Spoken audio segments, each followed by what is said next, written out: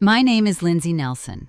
I am 34 years old, and yesterday morning, my father sat across a mahogany table and told me that in Texas, blood is always thicker than water. He said this right before sliding a federal real estate document across the desk, completely unaware that I already knew he had forged my signature on it. He and my mother, Patricia, had specifically intended to secretly leverage my assets to bail out my younger sister, Savannah, after her wealthy husband vanished. They had no idea that for the past 5 years, I had quietly built a 9-figure private equity firm operating in the shadows of downtown Dallas. They had no idea that the predatory shell company they had just desperately signed their entire estate over to was actually owned by me, and they definitely had no idea what was about to happen when my lead corporate attorney walked up to the podium at their high society country club gala and tapped the microphone. Before I tell you exactly how I legally repossessed my parents' lives, please take a moment to like and subscribe to Emily Narrates Revenge. Drop your age and your local time in the comments. I really want to know who is listening right now. Let me take you back to the beginning, to the afternoon I decided to stop shrinking. The air in my backyard smelled heavily of smoked mesquite wood and blooming honeysuckle. It was a sweltering September afternoon in the Texas Hill Country, the kind of heat that makes the horizon shimmer in waves. My new husband, Owen, a local veterinarian who spent his days repairing the broken bones of rescue dogs, stood near the barbecue pit, laughing with his clinic staff. We had paid for the folding chairs, the brisket, and the string lights overhead entirely out of our own pockets. 2 hours after the ceremony concluded, my parents finally arrived. My father, Gerald, wore a heavily starched sports coat despite the stifling humidity, his chin lifted in a posture demanding immediate deference. My mother carried a designer handbag that cost more than our entire catering budget. They did not apologize for missing our vows. They did not embrace Owen. Patricia walked up to me near the makeshift beverage station. She offered a tight, performative smile that never reached her eyes and extended a thin, generic paper envelope. "We are happy for you, Lindsay," she murmured, her gaze darting over my shoulder to inspect our mismatched folding tables with obvious distaste. "It is a very charming little setup." I broke the cheap adhesive seal. A single, crisp, $50 bill fluttered onto the wooden table. Inside the drugstore card, written in my mother's slanted cursive, was one sentence: "We will help next time." I stared at the green bill resting against the wood grain. There would be no next time. This was my only wedding. The insult stung, but it was especially sharp considering where I had stood just 3 months prior. My family had gathered at a sprawling, ivy-draped country club in Highland Park to celebrate Savannah marrying Carter Hughes, an arrogant heir to a regional oil drilling fortune. Their wedding was a suffocating monument to vanity, boasting a price tag of over $150,000. I spent that entire evening acting as their unpaid event staff. Near midnight, I retreated to a quiet, velvet-lined hallway outside the bridal suite just to catch my breath. I did not get a moment of peace. Savannah rounded the corner, her massive beaded gown rustling loudly against the thick carpet. When she spotted me, her lips curled into a victorious smirk. She raised her left hand to brush a blonde curl from her shoulder. The heavy diamond on her ring finger collided with her crystal champagne flute. The sharp, hollow clink echoed down the empty corridor.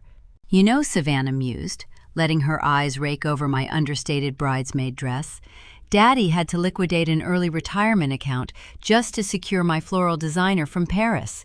He told me it was worth every penny. The Hughes family simply expects a certain caliber of excellence." She tilted her head, searching my face for a fracture. She wanted me to weep over the blatant financial disparity. I offered her absolutely nothing. I absorbed the disrespect in terrifying, unbroken silence. She mistook my silence for submission, completely unaware that I was already mentally drafting the blueprints for their destruction. My family loved a good narrative. To my parents, the world was a theater, and every relative had to play their assigned role to maintain the pristine Highland Park aesthetic. My designated character was the unremarkable suburban disappointment. Whenever Patricia attended her weekly charity luncheons or Gerald played 18 holes with his business partners, they spoke of me with a practiced, sorrowful sigh. They told anyone who asked that I was a struggling mid-level data analyst, scraping by in a tiny cubicle, content with a mediocre existence. They viewed my modest backyard wedding and my unbranded clothing as undeniable proof of my lack of ambition. I allowed them to broadcast this fiction. I leaned into it. I smiled politely at their thinly veiled insults during holiday dinners and let them believe I was financially fragile. What Gerald and Patricia conveniently ignored was that the Texas economy does not care about country club gossip. It responds only to leverage, capital, and flawless execution. They believed I spent my days running basic spreadsheets for a local logistics vendor. In truth, I operated 40 floors above the Dallas streets, hidden behind the tinted glass of an anonymous corporate high-rise. I was the sole founder and primary architect of Lone Star Holdings, a stealth private equity firm specializing in the acquisition and liquidation of distressed commercial assets. While my mother was busy comparing the carat size of Savannah's engagement ring with the other high society matriarchs, I was orchestrating the quiet purchase of bankrupt ranches, defaulted shopping centers, and failing oil field service companies across the booming state. My net worth had crossed into the 9-figure threshold 2 years prior, a fact I guarded with the same intense paranoia a state witness guards their new identity. My desire for invisibility was not born out of humility. It was a calculated survival strategy, rooted in a specific memory from my late teens. I was 19 years old, standing on a dusty, undeveloped plot of commercial land just north of Austin. Gerald had brought me along on a site visit, not to teach me the family business, but because his assistant had called in sick and he needed someone to fetch his coffee and hold his blueprints. I had spent weeks studying the zoning reports for that specific parcel, compiling a detailed analysis of the projected municipal growth. I handed him my notebook, outlining how a targeted investment could yield an immense return if he moved before the highway expansion was announced. Gerald did not even glance at the pages. He handed the notebook back to me, an amused, patronizing smirk stretching across his face. He adjusted his expensive sunglasses and looked out over the arid Texas dirt. He told me to stop pretending I understood the mechanics of capital. He tapped his finger against my shoulder and delivered a line that permanently altered the trajectory of my life. He said that I lacked the killer instinct for Texas real estate. He claimed the industry required a certain type of predatory hunger, a bold swagger that only true visionaries possessed. He told me I was too soft, too practical, and far too boring to ever sit at the adult table. I did not argue with him that afternoon. I simply took my notebook back and walked to the car. His rejection was the exact catalyst I needed. I realized that if I ever tried to build an empire in the light, he would either claim credit for my success or work tirelessly to undermine it. I decided right then to build my kingdom entirely in the dark.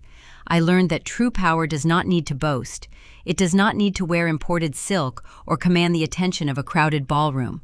True power operates silently, pulling the strings while the arrogant men on the stage believe they are dancing to their own tune. That philosophy dictated every facet of my life, right down to the clothes on my back. On a brisk Tuesday morning, I sat at my sleek, minimalist desk overlooking the sprawling Dallas skyline. My lead acquisition attorney, a sharp and fiercely loyal man named Benjamin, walked into my office carrying a thick leather folio. He placed a stack of heavy watermarked documents in front of me. It was the final closing paperwork for a $10 million acquisition of a distressed industrial park on the Gulf Coast. The previous owners had overextended their credit lines, trying to impress their competitors, a fatal error I found highly familiar. I picked up my silver fountain pen. I did not wear a tailored designer suit to sign this historic contract. I wore a pair of faded denim jeans, a soft cotton pullover, and well-worn leather boots. My hair was pulled back into a simple, messy knot. Savannah would have scoffed at my reflection, claiming my drab appearance was a social liability. She measured success by the visible logos on her handbag. I measured success by the zeros on the balance sheet resting beneath my fingertips. I signed my name with smooth, deliberate strokes, binding the sprawling commercial property to Lone Star Holdings. I slid the folder back to Benjamin, who offered a quiet nod of respect before exiting the room. The transaction was seamless, quiet, and profoundly lucrative. Leaving the corporate fortress that evening, I drove my unassuming sedan away from the gleaming downtown sector and headed toward the quieter, tree-lined streets where Owen ran his veterinary clinic. Pushing open the glass door of his practice, the sharp scent of antiseptic and wet fur replaced the sterile, filtered air of my office. Owen was in the back examination room, sitting on the tiled floor with a battered, emaciated hound mix that had been found tied to a highway guardrail earlier that week. He was speaking in a low, soothing cadence, carefully unwrapping a bandage from the animal's injured leg. I leaned against the doorframe, watching my husband work. Owen never cared about pedigree. He did not cater to wealthy clients looking to show off purebred show dogs. His entire practice was dedicated to rehabilitating the discarded, the mistreated, and the animals left behind by owners who decided they were no longer convenient. He poured his immense talent into the creatures the rest of the world had written off as worthless. Watching that scared, battered dog slowly lean its head against Owen's shoulder, a deep resonance settled in my chest. The parallel was undeniable. My family had treated me like a broken, useless thing, discarding my potential because I did not possess the flashy, superficial pedigree they demanded. But Owen and I understood a fundamental truth about survival. The ones who are thrown away are forced to develop an unbreakable resilience. We do not require velvet cushions to thrive. We learn to endure the harsh elements, and when we finally find our footing, our loyalty to those who truly see us is unshakable. I knelt beside Owen on the tile, resting my hand on his shoulder, drawing quiet strength from the life we had chosen to build together, far away from the toxic vanity of Highland Park. But the boundaries I had so carefully constructed were about to be tested. Later that night, long after Owen had fallen asleep, I sat in the dim light of my home office, reviewing the nightly output from my firm's proprietary tracking software. To maintain our edge in the private equity sector, my development team had created a highly advanced algorithm. The program continuously scraped county property records, state tax filings, and banking dockets across Texas, hunting for early indicators of corporate distress. It searched for missed commercial mortgage payments, sudden drops in liquid assets, and quiet shifts in unencumbered collateral. It was a digital radar designed to detect blood in the water long before the general public noticed a company was bleeding. I swiped through the glowing lines of data, analyzing a list of regional logistics firms facing severe liquidity crises. My eyes tracked down the illuminated columns, assessing the debt-to-income ratios and the flagged margin calls. The rhythmic scrolling of my mouse abruptly stopped. A specific corporate registration had triggered a severe high-priority alert. The algorithm had flagged a Dallas-based holding company burdened by an alarming web of toxic, high-interest loans that were weeks away from default. The debt structure was messy, reckless, and reeked of desperate, frantic borrowing. I leaned closer to the monitor, the blue light reflecting in my eyes as I read the name of the failing enterprise. It was my father's logistics company. The very foundation of his arrogant country club existence was hollowed out, crumbling under a staggering mountain of hidden debt, and the financial shockwave was already racing toward the surface. For exactly 24 consecutive months, my personal cellular device had remained a sanctuary of unbroken silence. Not a single text message acknowledging my birthday graced the screen. Not one missed call appeared to inquire about Owen's veterinary practice or my general well-being. My parents had effectively erased my existence from their daily narrative the exact moment Savannah married into the Hughes oil fortune. I was the discarded prop, placed back into dark storage now that the grand matrimonial production had successfully concluded. During that period of complete familial excommunication, I expanded Lone Star Holdings exponentially. I acquired struggling commercial properties from Houston to Austin, my footprint growing relentlessly wider, while their manufactured high society reality began to quietly rot from the inside out. It was a Thursday evening when the isolation officially ended. I stood on the sprawling terrace of my downtown Dallas penthouse, leaning against the thick glass railing.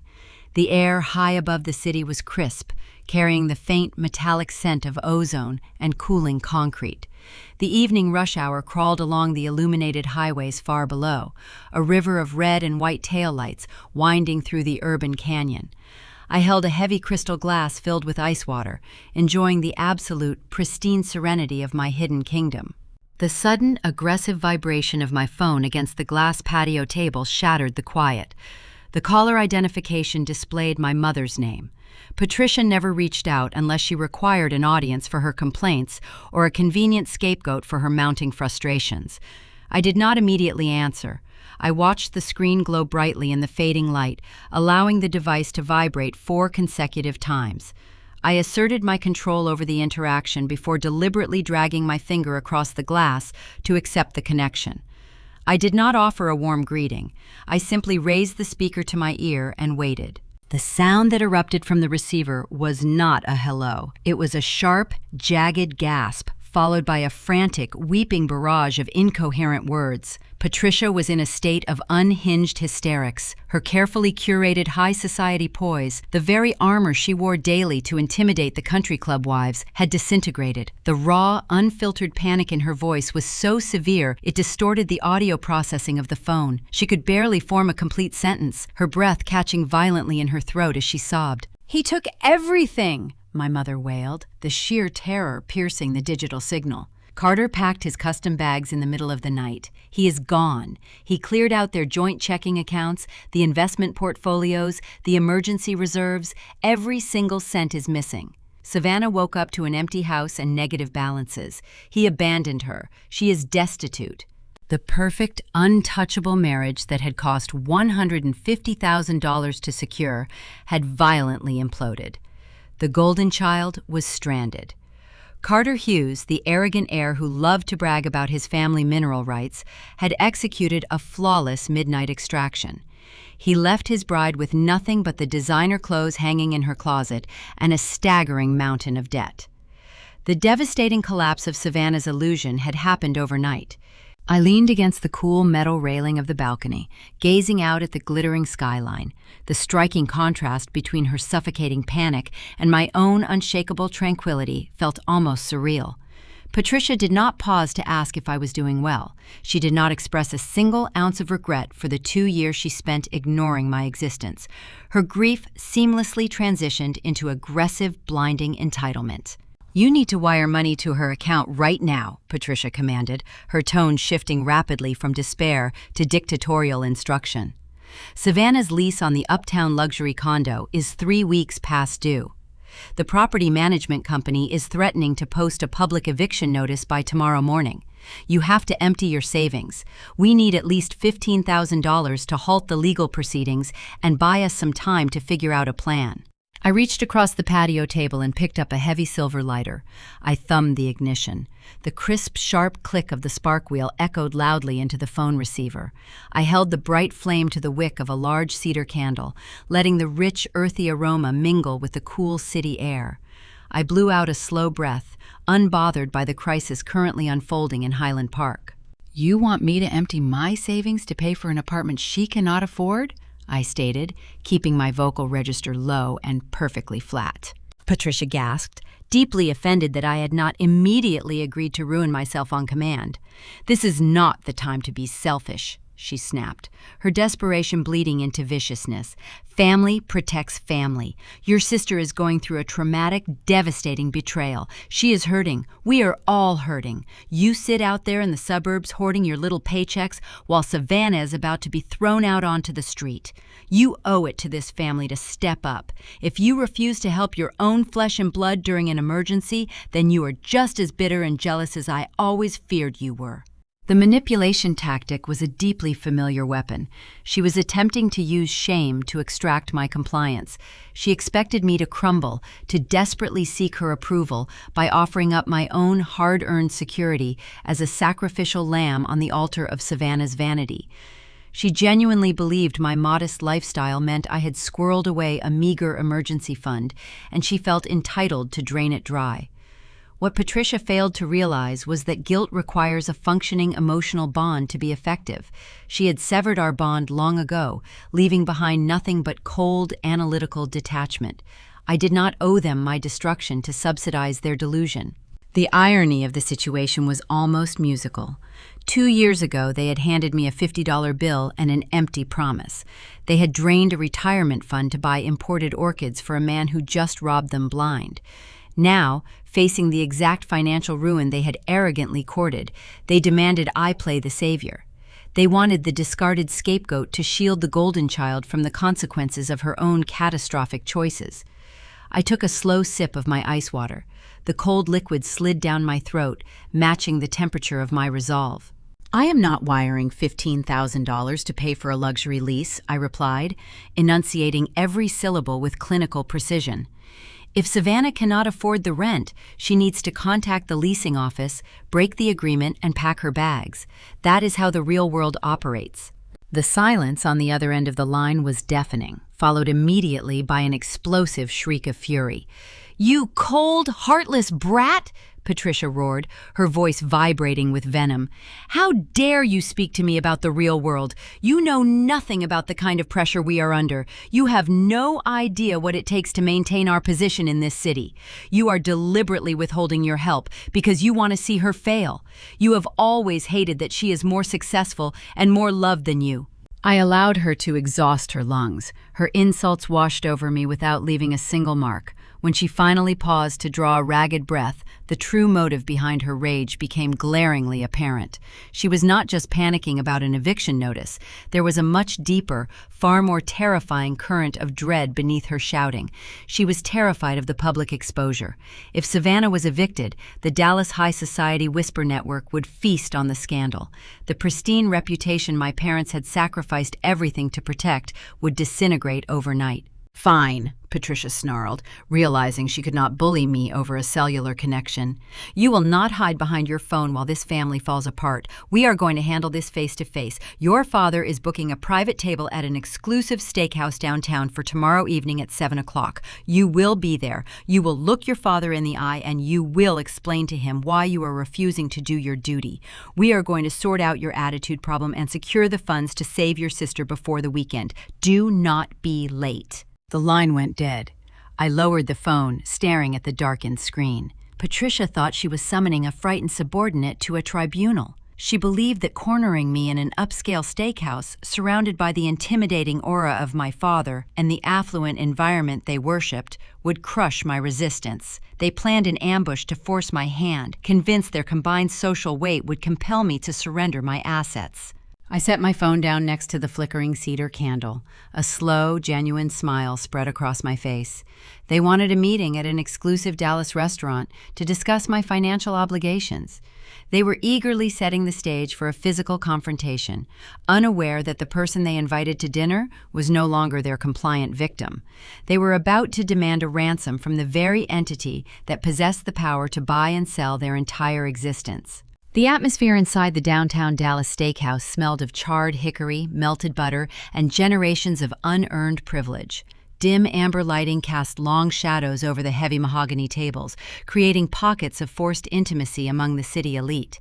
I walked through the double doors wearing a tailored charcoal suit devoid of any visible designer logos.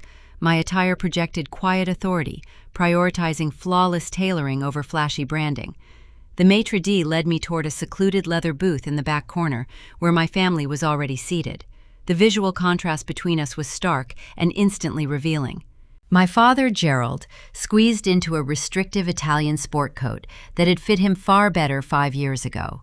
My mother, Patricia, wore a heavy silk dress, her neck draped in pearls she was likely terrified of having to pawn. Savannah sat wedged between them, hiding her red, swollen eyes behind oversized sunglasses, clutching a monogram designer handbag as if it were a life preserver.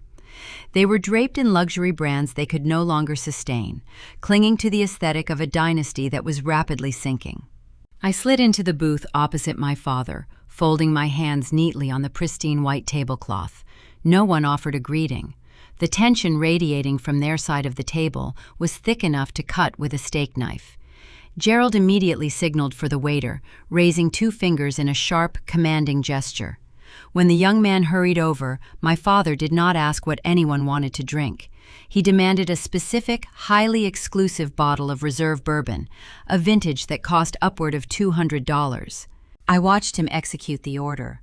Beneath his booming baritone, I noticed the microscopic signs of profound financial terror. A fine layer of sweat beaded along his hairline. His knuckles turned white as he gripped the edge of the table, and his eyes darted nervously toward the leather folio holding the dinner menus. He was praying his credit card would not bounce at the end of the meal, terrified of suffering a public humiliation in front of the surrounding executives. He was attempting to purchase dominance, using alcohol he could not afford to assert his patriarchal control before launching his offensive. The waiter poured the amber liquid into crystal tumblers and vanished. Gerald took a deep swallow, bracing himself, and leaned his heavy frame across the table. "We are not going to waste time with pleasantries, Lindsay," Gerald began, his voice dropping into a harsh, dictatorial register. "Your sister has suffered an unthinkable tragedy. Carter turned out to be a coward and a thief. He abandoned her, drained their accounts, and left her facing a highly publicized eviction. This family relies on its reputation. We cannot have Savannah thrown out onto the street like a common laborer. It would invite questions we are not prepared to answer." He paused, waiting for me to nod in submissive agreement. I kept my expression perfectly neutral, observing his desperate performance. For decades, Gerald had operated his regional logistics firm through sheer intimidation, bullying subordinates into compliance. He genuinely believed that same tactic would force me to open my wallet.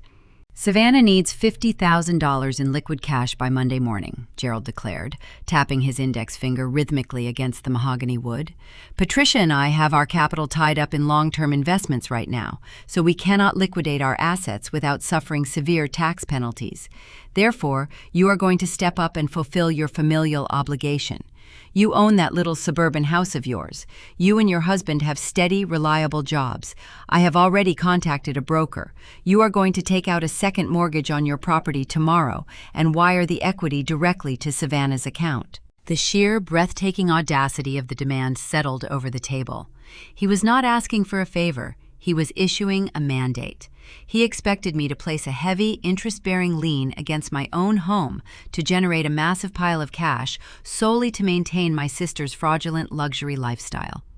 Savannah refused to look at me, staring down at her untouched water glass, expecting her father to conquer me on her behalf. I did not flinch. I did not raise my voice. I leaned back against the plush leather seat and offered a cold, analytical smile. "You want me to jeopardize my sanctuary to pay for a lease she signed without securing her own income?" I stated, my tone even and devoid of sympathy. "You want me to bankrupt myself so Savannah can keep posting photographs from a high-rise she has no business occupying. That is an absurd proposition, and the answer is no." Patricia gasped, her hand flying to her chest in mock horror. "Lindsay, how can you be so cruel?" she hissed, leaning forward. "Your sister is grieving. She lost her husband. She needs a safe environment to heal, not a lecture from someone who has never understood the pressures of elite society." Gerald's face flushed a dangerous mottled crimson. The bourbon in his glass trembled as his temper flared. He was unaccustomed to the word no, especially from the daughter he had spent 30 years diminishing. "You listen to me," Gerald growled, leaning so far forward I could smell the alcohol on his breath. "In Texas business, your signature is your bond. You belong to this family, and that means your assets are part of this family. You will go to the bank tomorrow, you will sign that loan application, and you will secure those funds. If you refuse to support your own sister in her darkest hour, I will personally disown you. I will cut you out of the Nelson legacy forever, and you will never set foot in our home again." He delivered the threat like a lethal strike, firmly believing that the prospect of losing his approval would shatter my resolve. He thought banishment from their toxic ecosystem was a punishment. He failed to comprehend that I had considered it a goal for a decade. I noted his specific phrasing regarding signatures and bonds, filing it away for the execution I was already planning. "I suppose this concludes our dinner," I replied smoothly. Before Gerald could unleash another volley of insults, the waiter materialized beside our booth, holding the black leather check presenter. Gerald instinctively reached toward his breast pocket, his breathing turning shallow as the fear of a declined transaction spiked in his chest. He was bracing for the agonizing roulette of swiping his overextended credit card. I moved faster. I reached into my blazer pocket and withdrew a solid metal black card, a tier of financial instrument issued exclusively to clients maintaining 8-figure liquid reserves. I dropped it onto the small silver tray. The heavy metal made a sharp, distinct clank against the polished tray, a sound that instantly grabbed the waiter's attention. The young man recognized the card immediately, his posture stiffening with deep respect as he bowed slightly and whisked the bill away. Gerald froze, his hand hovering over his own wallet. His eyes darted from the retreating waiter back to my face, his brow furrowing in profound confusion. He knew what that specific card represented. It was a status symbol he had desperately coveted but could never qualify to hold. Patricia blinked rapidly, her mouth opening and closing in stunned silence. Savannah finally looked up, her expression shifting from miserable entitlement to sheer bewilderment. "Thank you for the bourbon, Dad," I said, standing up from the booth and adjusting my suit jacket. "Good luck with the eviction, Savannah." I turned and walked out of the steakhouse, leaving them paralyzed in the amber lighting, their minds frantically trying to process the financial impossibility they had just witnessed. They arrived expecting to extort a struggling data analyst. Instead, they had just been dismissed by a predator operating leagues above their comprehension. The valet brought my unassuming sedan to the curb. I drove through the warm Texas night, leaving the glittering downtown sector behind for the quiet, sprawling acreage of my hill country ranch. The confrontation at the steakhouse had confirmed my suspicions. Their desperation was blinding them, but it also made them incredibly dangerous. A cornered animal will gnaw off its own leg to escape a trap, and Gerald was preparing to sacrifice anyone in his path to maintain his patriarchal illusion. I needed them to feel a false sense of victory, a temporary reprieve that would encourage them to step fully into the snare I was weaving. I parked my car, walked into my pristine kitchen, and booted up a secure laptop. I pulled up a generic mortgage application template from a local credit union. I filled out the preliminary information, intentionally leaving the signature lines blank. I printed the thick stack of papers and dropped them carelessly onto the edge of my granite kitchen island, placing a blue ink pen right beside them. It was a calculated diversion. I knew Savannah had nowhere else to go. The luxury condo leasing office would execute the lockout within 48 hours, and her pride would never allow her to move into a cheap motel. She would inevitably arrive at my gates, seeking shelter under the guise of sisterly bonding. When she arrived, she would snoop through my home. She would find the dummy loan documents resting on the counter. She would report back to Gerald and Patricia that her bullying had worked, that I was quietly preparing to mortgage my home to save her. They would lower their defenses, celebrating their manipulative prowess, entirely unaware that the scapegoat had just handed them a shovel and pointed them toward their own graves. The real investigation was about to begin, and I intended to uncover exactly what Gerald was hiding beneath his crumbling empire. The dawn sunlight crept across the Dallas skyline, painting the glass facades in striking shades of copper and gold. I sat behind my minimalist desk on the 40th floor of the Lone Star Holdings corporate headquarters. The sleek, unblemished surface of my workspace offered a sharp contrast to the chaotic, bourbon-soaked desperation my father had projected at the steakhouse just 12 hours prior. He believed he had commanded my obedience. He assumed his booming baritone and heavy-handed threats had cowed me into submission. Instead, his ultimatum had provided the exact coordinates I needed to deploy a precise, devastating strike. I pressed a button on my intercom, summoning Benjamin, my lead acquisitions attorney and chief forensic auditor. He entered the office holding a sleek digital tablet, his expression unreadable and strictly professional. I instructed him to initiate a total, unrestricted deep dive audit into two specific targets. First, I wanted every financial footprint belonging to Carter Hughes. Second, I needed a comprehensive stress test run on my father's primary logistics holding company. Benjamin nodded, understanding the gravity of the request, and retreated to the secure server room. For the next 3 hours, my firm's proprietary algorithms scoured public tax registries, commercial lien filings, and offshore banking dockets. The data processors sifted through the manufactured illusions of Texas high society, separating genuine capital from leveraged fiction. By mid-morning, the results began populating across my triple-monitor setup. I leaned back in my ergonomic leather chair, watching the incoming data streams dismantle my family's pristine reality piece by piece. The truth about Carter Hughes emerged first, and it was a masterpiece of predatory deception. Savannah had married a phantom, the arrogant heir who loved to boast about his family's lucrative mineral rights in the Permian Basin did not own a single drop of Texas oil. The Hughes family fortune had dried up decades ago, squandered on poor investments and lifestyle maintenance. Carter was a highly sophisticated con artist. He drove a leased sports car, wore tailored suits bought on credit, and targeted wealthy, status-obsessed families who were too blinded by the prospect of a high-society merger to conduct proper due diligence.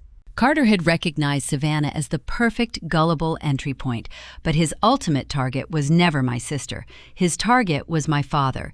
He hunted Gerald's immense, fragile ego.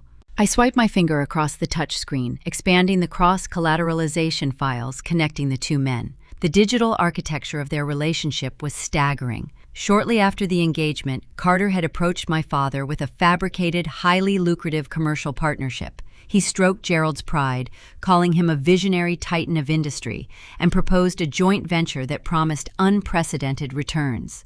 Gerald, desperate to align himself with old oil money and secure his patriarchal dominance, eagerly seized the bait. I reviewed the intricate web of limited liability companies Carter had registered in Delaware and Nevada. He used these invisible corporate shields to funnel the capital out of Texas, laundering the disbursements through a series of rapid, high-volume equipment purchases that never actually existed. He generated fake invoices for oil drilling rigs and logistics software, presenting them to Gerald as proof of their rapid expansion.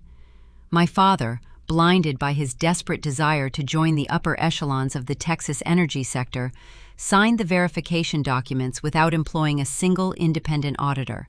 He trusted a man simply because that man wore an expensive watch and ordered the right vintage of scotch. The sheer incompetence of the operation was breathtaking. The glowing red alerts cascaded across my triple-monitor setup as the digital debt trail connected directly to the static IP address assigned to my father's home office. The flashing crimson warnings painted a horrific financial picture. To fund this phantom joint venture, Carter had manipulated my father into co-signing a series of fraudulent, high-interest commercial loans. But Gerald's logistics firm lacked the necessary liquid capital to secure the financing. Driven by unyielding hubris, my father had quietly pledged the Highland Park mansion, the crown jewel of his social identity, as the primary collateral. The numbers glaring from my screens were catastrophic. Gerald was secretly drowning in $3 million of toxic, unserviceable debt. The fraudulent ventures had yielded zero returns. Carter had systematically siphoned the loan disbursements into untraceable offshore accounts before vanishing into the night, leaving my father holding an empty bag and a ticking time bomb. According to the internal banking dockets my software intercepted, the primary lender was already preparing to initiate quiet foreclosure proceedings on the estate.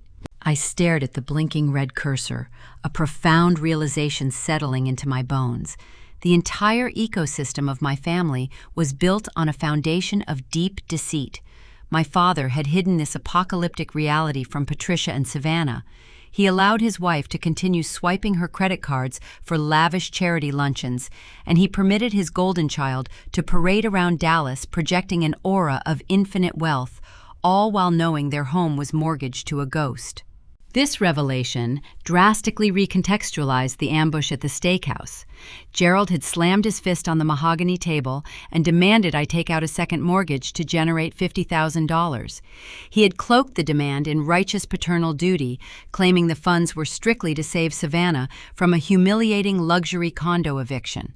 He accused me of being a selfish, unsupportive sister. The lie was exceptionally cruel.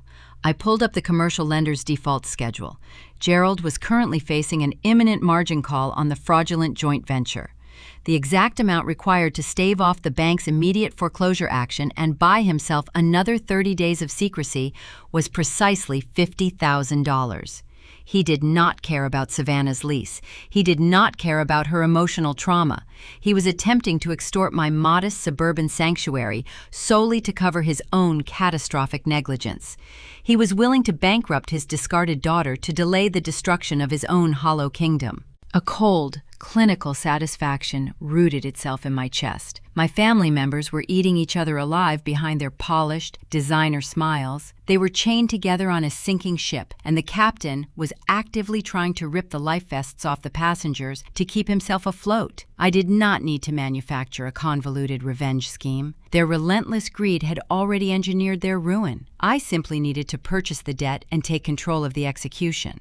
I reached for my desk phone to instruct Benjamin to prepare a blind acquisition of the bank's promissory notes. Before my fingers grazed the receiver, a sharp, rhythmic chime echoed from my secondary tablet. It was a perimeter alert triggered by the advanced security system monitoring my sprawling hill country ranch. I tapped the notification, bringing the live, high-definition video feed onto the center monitor. The camera mounted at the reinforced iron gates of my property displayed a familiar, mud-splattered luxury convertible idling on the driveway. The driver's side door swung open, and Savannah stepped out onto the dusty Texas pavement. She wore a wrinkled silk blouse and oversized sunglasses, her posture radiating erratic, entitled energy. She marched up to the keypad, mashing the call button with frantic impatience. Through the crisp lens of the surveillance camera, I could clearly see the interior of her vehicle. The plush leatherback seats and the open trunk were stuffed to the brim with heavy, misshapen black garbage bags. The pristine illusion of her high society marriage had evaporated, reducing her curated existence to a pile of cheap plastic sacks holding her remaining designer clothes. She had found the dummy mortgage applications I left on the kitchen counter. She believed her father's intimidation tactics had worked, and she was arriving to claim her territory. The golden child had come to seek refuge in the home of the scapegoat, entirely unaware that she was knocking on the door of the very entity preparing to buy her family's destruction. I transmitted the secure access code from my downtown high-rise, allowing the heavy iron gates of my hill country ranch to swing inward. By the time I navigated the evening traffic and pulled my vehicle onto the sprawling private driveway, Savannah had already parked her mud-splattered convertible near the front entrance. For years, my family had operated under the comforting delusion that I lived in a cramped, unremarkable suburban box. They needed to believe I was struggling to justify their own manufactured superiority. Stepping out of my sedan, I watched my sister process the jarring reality of my actual residence. The property was not a quaint starter home. It was a formidable architectural fortress constructed of raw Texas limestone, dark steel, and sweeping walls of reinforced glass. The structure commanded the landscape, projecting quiet, impenetrable authority over the rolling hills. Savannah stood on the immaculate slate walkway, her oversized sunglasses pushed up into her tangled blonde hair. Her jaw hung slightly slack as she absorbed the manicured native gardens and the sheer scale of the estate. The cognitive dissonance was fracturing her deeply ingrained sense of entitlement. I approached the front door, offering no warm embrace or sisterly comfort. Savannah quickly recovered her haughty demeanor, masking her shock with an immediate deployment of weaponized victimhood. She dragged a heavily scratched Louis Vuitton duffel bag out of her back seat and marched toward me. The thick canvas and brass hardware hit my pristine imported hardwood foyer floor with a sharp, grating thud. She dropped the bag without a single ounce of respect for my sanctuary, letting the scuffed leather gouge the polished wood. She did not say hello. She did not express gratitude for the shelter I was providing. Instead, she crossed her arms over her wrinkled silk blouse and sighed heavily. She announced that her luxury apartment management had executed an illegal lockout and she needed a safe place to recover from her intense emotional trauma. She glanced around the towering vaulted ceilings of the living room and immediately demanded the master suite. She claimed her fragile mental state required the largest soaking tub and the most premium mattress available. Owen emerged from the kitchen, wiping his hands on a linen towel after preparing dinner. He wore comfortable jeans and a simple cotton shirt, projecting the steady, grounding energy that made him such an exceptional veterinarian. Savannah looked at my husband as if he were a hired bellhop. She waved her hand dismissively toward the pile of black plastic garbage bags stuffed in the back of her convertible and instructed him to carry her belongings upstairs to the primary bedroom. She told him to be careful with the designer fabrics, assuming he would seamlessly bow to her demands. Owen did not flinch. He simply looked at me, a silent conversation passing between us, built on years of mutual respect. I turned my attention back to my sister. I kept my vocal register low and perfectly flat. I informed Savannah that the master suite was occupied by the owners of the house. I pointed toward a narrow hallway leading to the far wing of the estate. I told her she would be staying in the smallest guest room, which featured a standard mattress and a modest standing shower. I also informed her that if she wanted her trash bags brought inside, she would carry them herself. Savannah opened her mouth to launch a hysterical protest, ready to deploy the tears that usually forced our father to surrender his wallet. She looked at my unyielding expression and realized the performance would yield zero currency here. She swallowed her outrage, grabbed her scuffed bag, and stomped down the hallway. Before she disappeared behind the guest room door, I handed her a small printed card containing the credentials for the wireless network. She snatched the card, believing she had secured a basic amenity. She had no concept of the digital snare I had just fastened around her ankles. I did not invite her into my home out of lingering familial loyalty or misplaced pity. I allowed her to cross my threshold because proximity breeds intelligence. In corporate acquisitions, establishing a direct surveillance pipeline into a failing entity is the most crucial step toward executing a flawless takeover. By connecting her personal devices to my heavily monitored guest network, Savannah had unknowingly handed me the encryption keys to her entire digital existence. Every text message, every email, and every social media query she sent would route directly through my proprietary packet-sniffing software. The true depth of her delusion crystallized the following morning. I walked into my custom kitchen to brew a fresh pot of dark roast coffee. Savannah was already sitting at the vast marble island, wearing a silk robe she had salvaged from her garbage bags. She was holding a steaming mug of my imported reserve coffee, basking in the morning sunlight streaming through the floor-to-ceiling windows. She held her smartphone to her ear, speaking loudly to one of her superficial influencer friends. I leaned against the stainless steel refrigerator, silently sipping my own espresso while I listened to her spin a breathtaking fairy tale. Savannah flipped her hair and confidently assured the person on the other end of the line that her temporary relocation to the hill country was merely a strategic retreat. She laughed a sharp, grating sound, boasting that her father was currently finalizing a miraculous financial partnership. She bragged about a brilliant, mysterious Dallas billionaire who had swooped in to save their logistics empire and secure their legacy. The irony was so profound, it bordered on cinematic. She sat in my kitchen, drinking my expensive coffee, seeking shelter under my roof, while actively mocking my quiet lifestyle to her friends.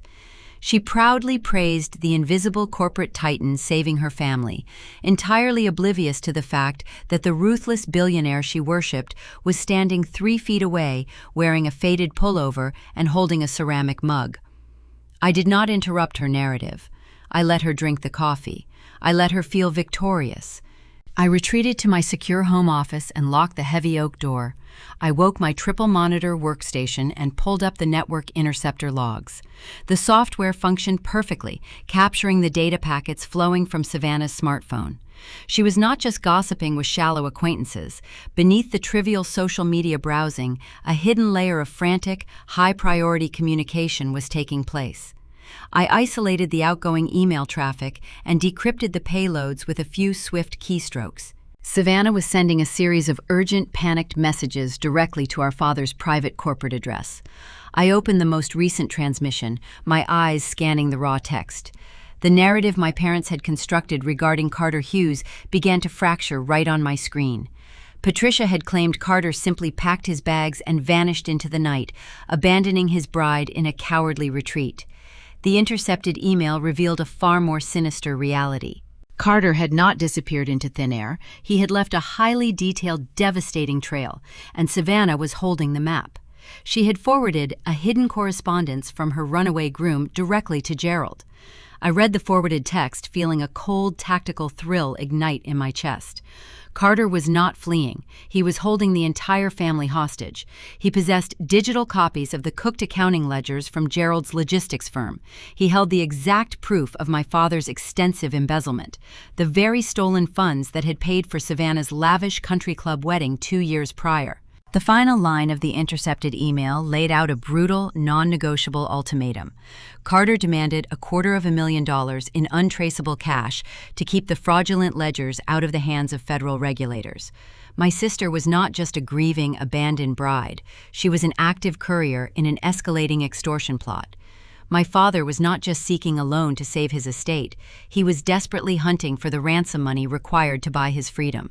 The golden child and the proud patriarch were trapped in a criminal snare, and I was holding the only key. The dawn light broke across the rolling terrain of the Texas Hill Country. I sat alone on the wraparound cedar porch of my ranch, holding a ceramic mug of dark roasted espresso. The morning air carried the faint scent of damp earth and wild sage brushing against the wooden beams. I rested a sleek digital tablet on my lap. The screen illuminated my face with the crisp glow of intercepted network logs. I swiped my index finger across the glass surface, studying the desperate digital traffic flowing out of the guest bedroom just down the hall.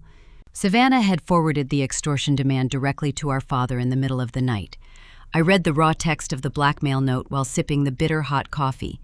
Carter composed the message with the clumsy arrogance of a cornered grifter.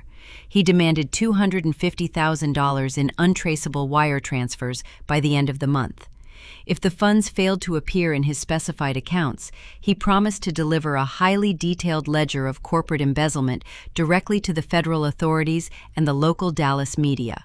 Carter laid out the exact dates, routing numbers, and hidden domestic accounts my father had utilized to siphon capital away from his own logistics firm. The stolen money had financed the imported orchids, the custom champagne towers, and the country club ballroom that Savannah had so proudly flaunted at her wedding. The message was a brutal, unyielding ultimatum. I set my ceramic mug onto the wooden table beside my rocking chair. A slow, calculated smile formed on my lips. Reading the panicked replies from Gerald, promising to secure the cash and begging Savannah to keep her mouth shut, provided a profound sense of satisfaction. My father truly believed his runaway son-in-law had somehow stumbled upon his cooked accounting books through sheer dumb luck or brilliant deduction. The reality was far more poetic. Carter did not possess the intellectual capacity to unravel a sophisticated corporate embezzlement scheme. He was a parasitic con artist who leased sports cars and lied about owning oil rights. He never could have penetrated the secure firewalls surrounding the family business. He found the evidence because I handed him the key. 8 months prior, my data analysts had conducted a routine stress test on regional supply chain networks. They detected severe irregularities within the operating capital of my father's firm. The data revealed a pattern of unauthorized withdrawals disguised as phantom vendor payments. Gerald had systematically drained the operational reserves of his company to fund the lavish lifestyle he could no longer afford on paper. He stole from his own employees and his investors to purchase the illusion of elite Highland Park supremacy. Instead of turning the evidence over to regulatory agencies, I chose a much more surgical approach. I authorized my lead security architect to compile a sanitized, untraceable dossier containing the exact proof of the stolen wedding funds. We routed the encrypted file through a series of proxy servers and dropped it quietly into an inbox belonging to Carter. I understood the fundamental nature of the man Savannah had chosen to marry. A predator looking for a free ride will never report a crime to the police. Law enforcement offers no financial reward. I knew with unwavering certainty that his insatiable greed would compel him to weaponize the information. He would use the stolen ledgers to bleed his new father-in-law dry. I simply provided the ammunition and waited for the parasite to turn on the host. Now the inevitable detonation had occurred. The pressure of the impending margin calls, combined with the sudden disappearance of the family wealth, forced Carter to execute his ultimate shakedown. He abandoned Savannah because she was no longer a viable asset. The extortion fee was his final payout before vanishing for good. I looked back down at the tablet screen, monitoring my father's frantic digital footprint.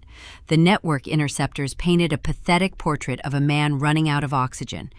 Gerald was scouring the deepest corners of the Dallas financial sector. He was submitting frantic inquiries to shadowy, unlisted equity firms and high-risk lenders operating out of strip malls. He needed liquid cash immediately to silence the extortionist. The proud patriarch who once lectured me on the killer instinct required for Texas real estate was now begging for a predatory bridge loan just to keep himself out of a federal penitentiary. He remained entirely oblivious to the fact that his overarching corporate structure was already fatally compromised.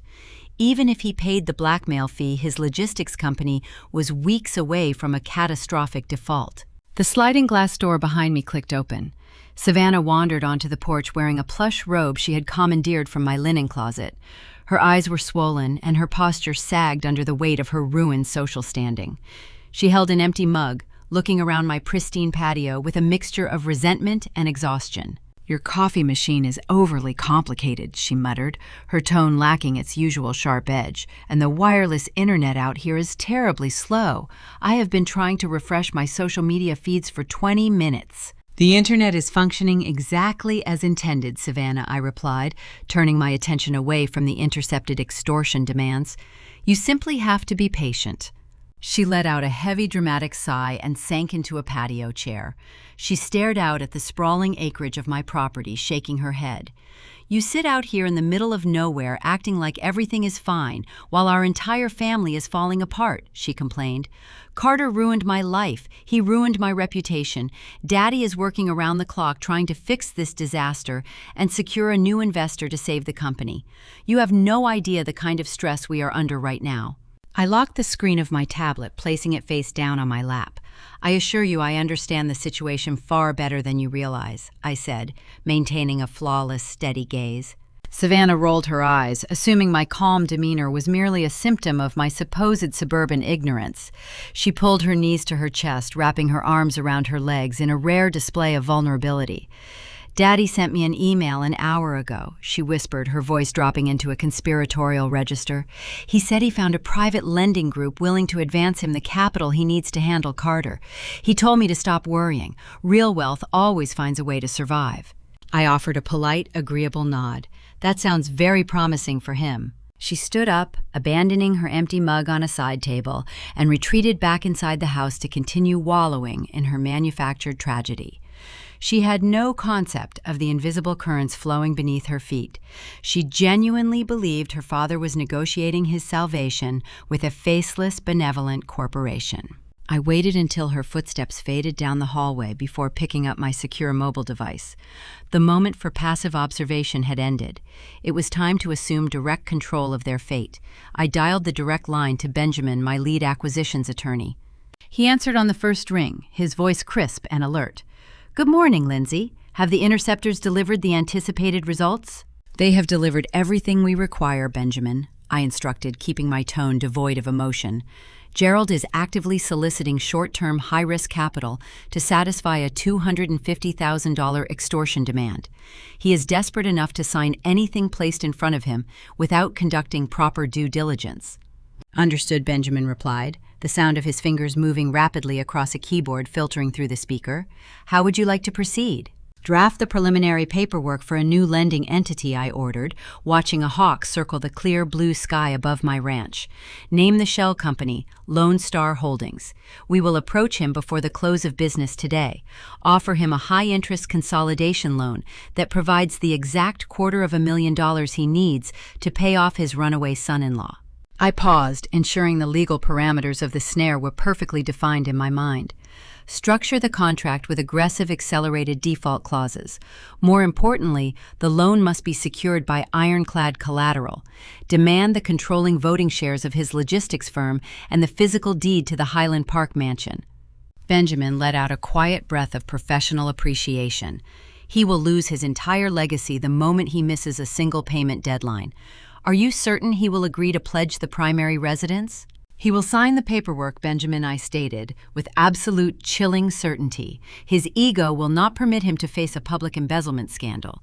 He believes he can outsmart a generic corporate lender once the immediate threat is neutralized.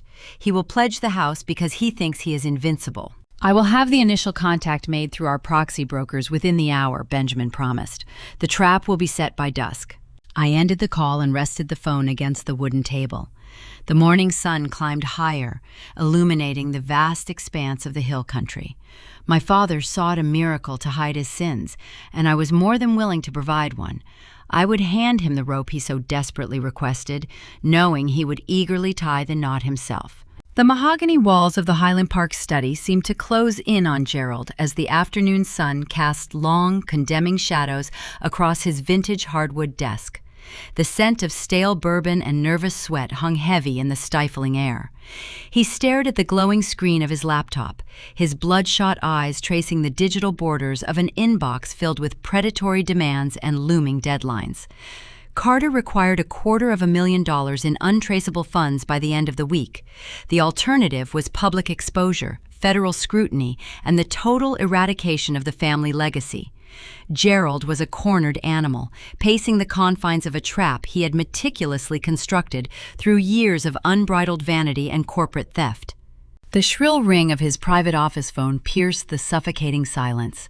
He snatched the receiver with a trembling hand, expecting another threatening message from his runaway son-in-law. Instead, a smooth baritone voice greeted him with the polished cadence of elite corporate law. The caller introduced himself as Mitchell, a senior proxy attorney representing a private equity firm named Lone Star Holdings. Mitchell did not waste time with hollow pleasantries. He spoke directly to Gerald's bruised ego, referring to him as a cornerstone of the Texas logistics sector. The attorney explained that his firm specialized in providing discreet, rapid liquidity to high-net-worth individuals facing temporary cash flow bottlenecks. Lone Star Holdings was prepared to offer an immediate, unlisted consolidation loan. The sum was precisely $250,000, ready to be wired into Gerald's primary checking account before the close of business. Relief, potent and intoxicating, washed over Gerald. His chest expanded, his posture instantly shifting from defeated to triumphant. In his blinding hubris, he did not question the miraculous timing of the call. He did not ask how an anonymous Dallas equity firm knew the exact dollar amount required to silence his blackmailer. He merely assumed his prominent social status and industry reputation had attracted a willing savior. He believed the universe was finally recognizing his inherent superiority, delivering a rescue package tailored specifically for a titan of his caliber. The terms of the bridge loan were delivered via encrypted email minutes later. The contract was a labyrinth of predatory clauses and unforgiving financial snares. The interest rates bordered on extortionate, featuring compounding penalties and razor-thin repayment windows. Most importantly, the loan demanded ironclad collateral.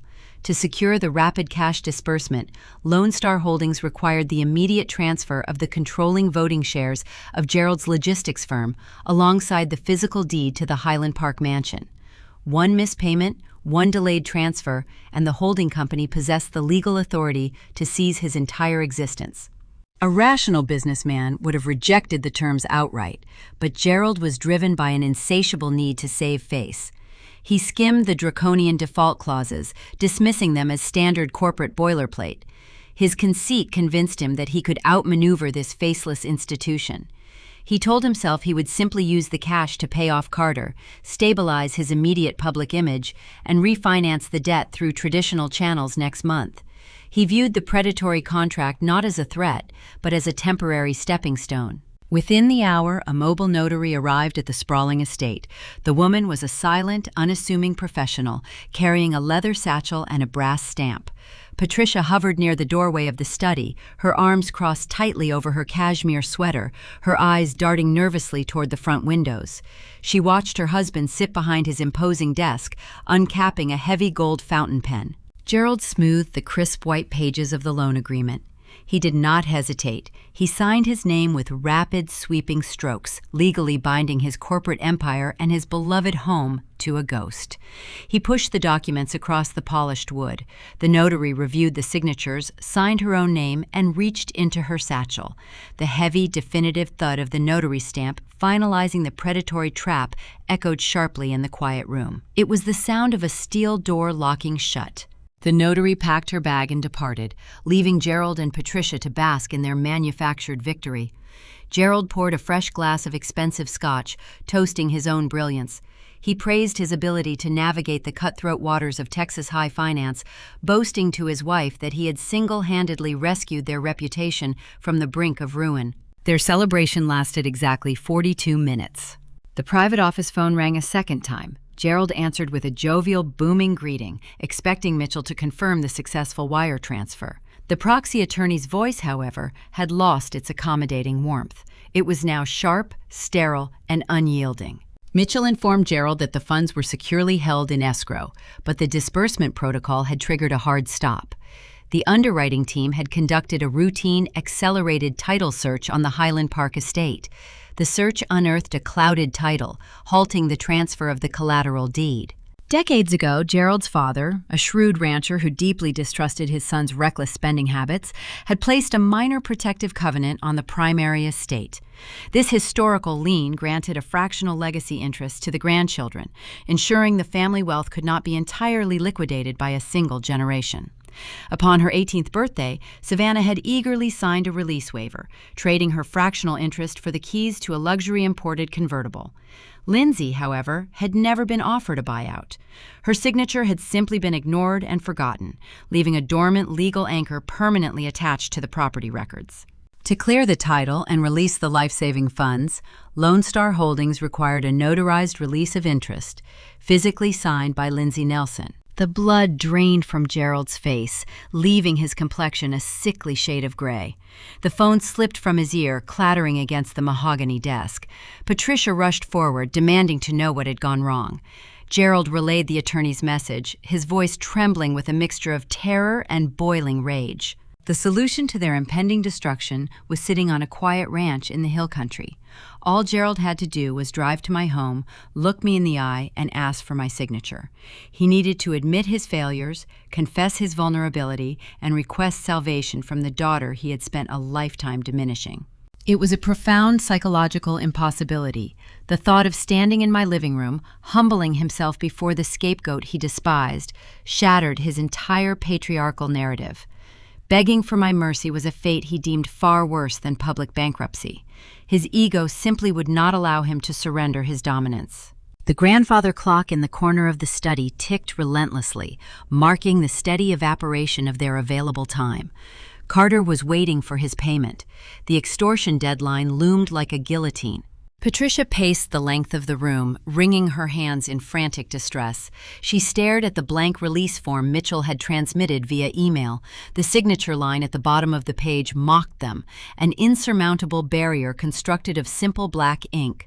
"She does not even know the covenant exists," Patricia whispered, her eyes fixed on the glowing computer screen. "She has never asked about the title. She stays out of our financial business. If we go to her ranch and ask for her signature, she will start asking questions. She will want to know why we need the loan. She will uncover the extortion, and she will use it to humiliate us." Gerald stared at his wife, the moral degradation of their panic settling into his bones. The rationalization process was swift and terrifyingly fluid. They convinced themselves that I was merely an irrelevant obstacle, a foolish girl who lacked the intellectual capacity to understand complex real estate transactions. They decided my signature was merely a bureaucratic formality, a trivial hurdle they possessed the inherent right to bypass. They believed their status as my parents granted them ownership over my legal identity. "We are protecting the family legacy," Gerald muttered, pulling the printed release form toward him. He picked up his gold fountain pen, staring at the empty dotted line. "We are making a difficult executive decision to shield everyone from a disastrous public scandal. She should be grateful we are keeping her out of this mess. We will handle it internally." He gripped the pen, pressing the nib against the crisp white paper. He did not seek my permission. He did not hesitate to cross the boundary into severe criminality. Driven by vanity and suffocating fear, he began to carefully trace the letters of my name, unknowingly signing his own irreversible confession. Gerald gripped the heavy gold fountain pen, pressing the fine metal nib against the pristine white surface of the federal release form. Dark blue ink bled into the woven paper fibers, slowly forming the shape of my name. He did not pause to consider the moral weight of his actions. His breathing remained shallow, restricted by the tailored fabric of his suit jacket and the suffocating panic of impending ruin. Beside him, Patricia stood as silent as a ghost in the dim light of the study, her manicured fingernails biting sharply into her palms. She watched her husband commit a felony, rationalizing the theft of her daughter's legal identity as a temporary necessity. In her mind, this was a minor transgression required to protect their immaculate social standing and shield their Highland Park facade from the whispering judgments of their wealthy peers. Once the ink dried, Gerald fed the signed document into the sleek scanner sitting on the edge of his mahogany desk. The machine hummed to life, capturing the fraudulent signature in crisp, high-resolution detail. He opened his encrypted email client, attached the digital file, and directed it to the proxy address belonging to Lone Star Holdings. With a single decisive click of his mouse, he sent the payload across the digital ether. He leaned back in his leather executive chair, letting out a long, ragged exhale. He believed he had bypassed a frustrating bureaucratic hurdle. He assumed the faceless corporate lenders on the receiving end would simply process the paperwork, ignorant of the forgery, and release the funds to save his crumbling empire. 40 miles away, inside the secure, climate-controlled server room of my downtown Dallas headquarters, an automated firewall flagged the incoming transmission. A soft, melodic chime echoed through my quiet office. I diverted my attention from a quarterly projection report and turned toward my secondary monitor. A dedicated portal, engineered specifically to monitor the shell company communications, illuminated with a priority notification. The requested lien release had arrived. I opened the secure network portal. The digital infrastructure my team had built was designed to extract far more than a simple visual scan of a PDF document.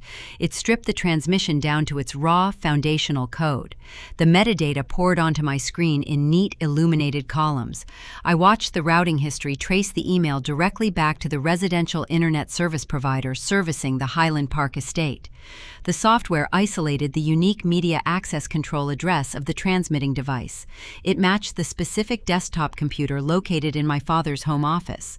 The digital forensics were pristine, capturing the exact hour, minute, and second the file left his local network. I clicked on the attachment, enlarging the scanned document on my center monitor. There, resting on the bottom line, was my name. The imitation was incredibly clumsy. The loops of the cursive lacked my natural fluidity, and the hesitant pressure of the pen strokes betrayed the deep, terrifying anxiety of the man holding the instrument. Gerald had not just signed a piece of paper. He had committed a documented, irrevocable crime. I routed the file to the heavy-duty laser printer resting on the credenza behind my desk. The machine whirred to life instantly. The crisp, rhythmic sound of the office printer generating the physical, irrefutable proof of her parents' felony filled the silent room. The warm pages slid into the output tray, carrying the distinct scent of fresh toner and binding legal consequence. I picked up the stack of paper, tracing my thumb over the printed image of the forged ink. The evidence was bulletproof. My desk phone illuminated. Benjamin, my lead acquisitions attorney, was on the line. His voice carried a tight, professional edge. He confirmed the receipt of the document and asked for the operational directive. He noted that the signature was a blatant forgery. He suggested we could reject the filing, alert the proper authorities, and halt the pending loan disbursement right then and there. I instructed him to do the exact opposite. Halting the transaction now would only result in an attempted fraud charge. My father could deploy his expensive defense attorneys to claim the upload was a clerical mistake or a rogue action executed by a confused assistant. He would spin a narrative of technological confusion, muddying the waters until the consequences faded into a generic slap on the wrist. I needed the snare to close with bone-crushing finality. For the crime to trigger severe mandatory minimum sentencing under federal statutes, the deception had to bear fruit. The illicit funds had to cross state and institutional banking lines. The wire fraud had to be brought to full completion. I told Benjamin to authenticate the document in our system. I ordered him to clear all compliance holds and authorize the immediate release of the $250,000. We were opening the floodgates and letting my father drown in the exact liquidity he had begged for. Within 10 minutes, the automated clearinghouse processed the directive. The capital drained from the secure accounts of Lone Star Holdings and surged through the banking network, landing directly into the depleted operating account of Gerald's logistics firm. Back in Highland Park, Gerald watched his banking dashboard refresh. The negative balances and glaring red warning banners vanished, replaced by a sudden six-figure surplus. He let out a triumphant shout, wrapping his arms around Patricia in a rare display of unscripted joy. They celebrated their brilliant maneuvering, entirely blind to the invisible chain wrapping tightly around their necks. Driven by the suffocating pressure of the extortion deadline, Gerald did not waste a single second. He immediately initiated an expedited wire transfer, routing the required blackmail payout to the offshore account specified by Carter Hughes. He watched the progress bar fill, sending a vast sum of stolen money to a runaway con artist to bury the evidence of a previous embezzlement. The moment the bank confirmed the successful delivery of those funds, the trap clicked permanently shut. By transmitting forged real estate documents across the internet to secure a loan and then distributing those ill-gotten gains across international financial networks, Gerald and Patricia had cemented their guilt. They were now the primary architects of a documented federal crime. They had pledged their voting shares and the physical deed to their pristine mansion as collateral for a predatory loan they had no mathematical hope of repaying. I stood up from my leather chair and walked toward the sweeping glass windows of my high-rise office. The late afternoon sun cast long golden shadows across the Texas plains. I held the printed evidence in my hand, feeling the profound, heavy weight of undisputed ownership. I was no longer just the discarded daughter. I held the deed to their entire existence. With the immediate threat of Carter Hughes seemingly neutralized and fresh capital sitting in their accounts, my family's hubris was bound to return with terrifying speed. They believed they had weathered the storm. They believed their untouchable status was restored. I knew exactly how they would react to this false sense of security. They would need to prove their dominance to the world. They would demand a public stage, setting the perfect environment for a spectacular, unavoidable collapse. The infusion of $250,000 acts like a potent narcotic on a dying patient. Gerald experienced a sudden surge of unearned invincibility. He had transferred the blackmail funds, silenced his runaway son-in-law, and watched the immediate threat fade into the background. He convinced himself he had navigated a complex financial maze and emerged victorious. He neglected to inform his wife about the stringent, predatory conditions of the new loan or the forged signature required to secure it. Instead, he framed the cash injection as a brilliant corporate maneuver, a testament to his unmatched business acumen. That false narrative was all Patricia needed to hear. For weeks, she had endured the suffocating fear of country club whispers and judgmental stares. Her entire identity was inextricably tied to her perceived position in the Dallas hierarchy. Now, armed with the illusion of restored prosperity, she required a grand stage to reclaim her dominance. She decided to host an extravagant high society gala under the guise of celebrating Savannah's profound resilience. Because Gerald's actual accounts remained critically depleted and closely monitored by his new hidden creditor, Patricia turned to her own arsenal of high-interest personal credit cards to fund the event. She had always viewed these plastic cards as magic wands, treating the staggering limits as mere suggestions rather than binding financial obligations. She swiped her premium accounts to secure a sprawling country club ballroom, imported floral arrangements, and a towering, personalized ice sculpture. She willingly drowned herself in consumer debt, ignorant of the fact that her husband's logistics firm was teetering on the edge of structural collapse. She was buying expensive deck chairs for a ship that was already resting on the ocean floor, fully believing that the facade of luxury would somehow manifest actual salvation. The peak of her delusional pride manifested on a quiet Thursday morning. My phone vibrated on my office desk, displaying Patricia's name. I answered the call, letting the silent connection open. She did not bother with a greeting. Her voice dripped with patronizing triumph. "We are hosting a celebration this weekend," Patricia announced, the smug satisfaction practically radiating through the speaker. "I wanted to extend an invitation, though I doubt you have anything appropriate to wear to a gathering of this caliber. Savannah has endured so much trauma, and your father just orchestrated a brilliant financial expansion. We are reminding Dallas exactly who the Nelson family is. I suppose you can come and stand in the back, just to witness how our kind of people overcome adversity." I listened to her gloat, feeling a cold, analytical fascination. "You are throwing a party," I replied, my tone neutral and detached. "It is a gala, Lindsay," she corrected sharply, "a testament to our endurance. You tried to lecture your father about taking out a second mortgage, acting as though we were desperate. You should really learn to trust your betters. We secured a top-tier private equity investor who recognizes our true value. Your little suburban life must feel very boring compared to how we operate. Do try to make an appearance. It might inspire you to finally do something meaningful with your career." The line clicked dead. I set the phone down, marveling at the sheer scope of her blindness. She was mocking me for my lack of ambition while proudly spending borrowed money to celebrate a loan I had personally engineered to strip them of their home.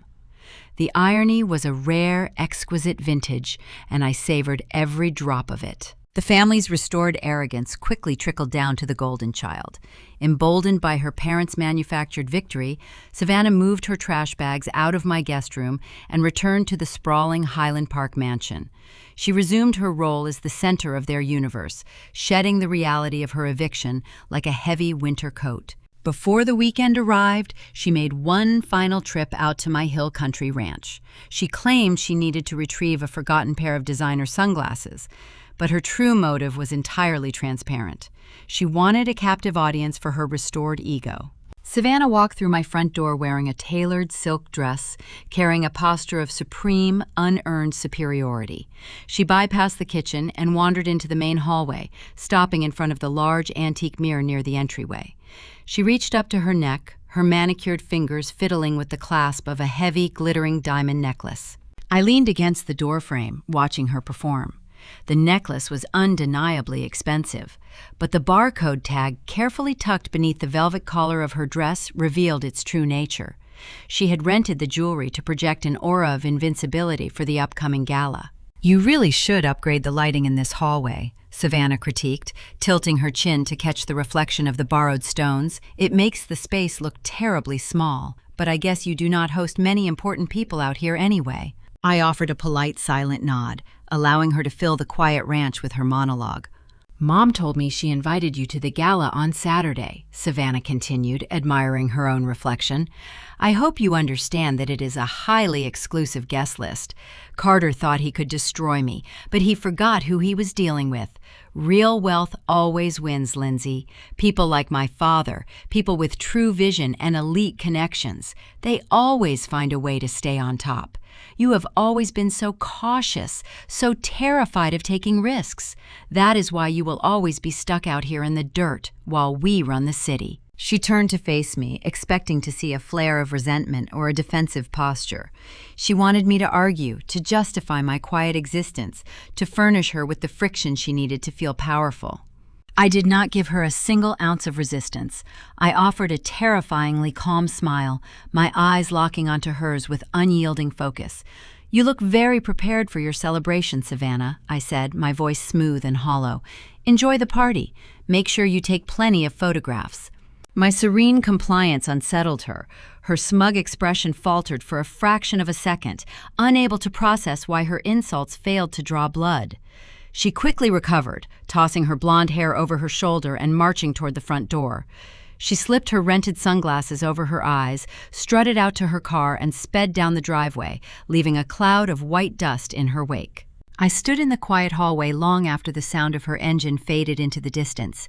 She believed real wealth always won. She was entirely correct in her assessment, though she fundamentally misunderstood which sister actually possessed it. I walked down the corridor and stepped into my master suite. The time for quiet observation had officially concluded. The trap was set, the forged signatures were authenticated, and the guest list for their public execution was finalized. I moved past the rows of faded denim and soft cotton sweaters that comprised my daily suburban camouflage. I reached the very back of the expansive walk-in closet, opening a garment bag I reserved strictly for high-stakes corporate acquisitions. Inside hung a razor-sharp, custom-tailored designer suit. The fabric was a deep, striking midnight blue, engineered with structured shoulders and clean, unforgiving lines. It was not a garment designed for blending in. It was a uniform built for dismantling opponents in boardroom negotiations. I ran my hand over the cool wool blend, feeling the heavy, definitive weight of the transition. For 30 years, I had played the role of the invisible, unremarkable scapegoat, allowing them to project their deep-seated insecurities onto my silence. I had absorbed their mockery to maintain the peace, hiding my 9-figure empire in the shadows to avoid their predatory greed and relentless demands. I had let them believe they were the apex predators of the Texas hierarchy, while I quietly purchased the ground beneath their feet. That era was over. The woman who wore faded jeans and tolerated their dismissive cruelty was dead. When I walked into that country club ballroom on Saturday night, I would not be arriving as the disappointing daughter. I would be arriving as the primary creditor, the undisputed deed holder, and the sole architect of their ruin. I zipped the garment bag shut, ready to deliver the final invoice. The Highland Park Country Club ballroom hummed with the orchestrated symphony of old Texas money. Waiters in crisp white jackets circulated through the crowd, carrying silver trays loaded with beluga caviar and imported vintage champagne. A towering ice sculpture shaped like a rearing stallion dominated the center of the room, slowly melting beneath the heat of grand crystal chandeliers. Hundreds of Dallas elites gathered, dripping in heirloom diamonds and tailored tuxedos, engaging in the polite, calculated networking that drove the state economy. Gerald held court near the ice carving, grasping a tumbler of amber liquid. He possessed the puffed-out chest of a man who believed he had just conquered the financial world. He gestured broadly, regaling a circle of local banking executives and real estate developers with inflated tales of his logistics empire. He spoke of bold expansions and brilliant market maneuvering, selling a fiction built entirely on fraudulent loans. Across the room, Patricia glided between tables wearing a heavy silk gown bought on high-interest credit. She offered tight, patronizing smiles to women she secretly despised, relishing her manufactured restoration to the top of the social ladder. Savannah floated nearby, making sure the ballroom lighting caught the facets of her rented necklace. She played the tragic, resilient heroine, accepting hollow condolences regarding her vanished husband, while simultaneously boasting about her family resilience. The entire event was a fragile house of cards, a monument to their blinding vanity. It was the ultimate catastrophic public display of their toxic status obsession. The sheer scale of the event was a masterclass in financial self-destruction. I calculated the estimated costs as I scanned the room. The venue rental alone demanded tens of thousands of dollars. The custom lighting, the live entertainment, and the premium open bar added exponential debt to an already sinking ship. Patricia had spared no expense to project an image of untouchable prosperity. She had built a fortress of consumer debt, entirely ignorant of the fact that the ground beneath it belonged to me. I stepped through the grand mahogany double doors just as the string quartet began a new classical movement.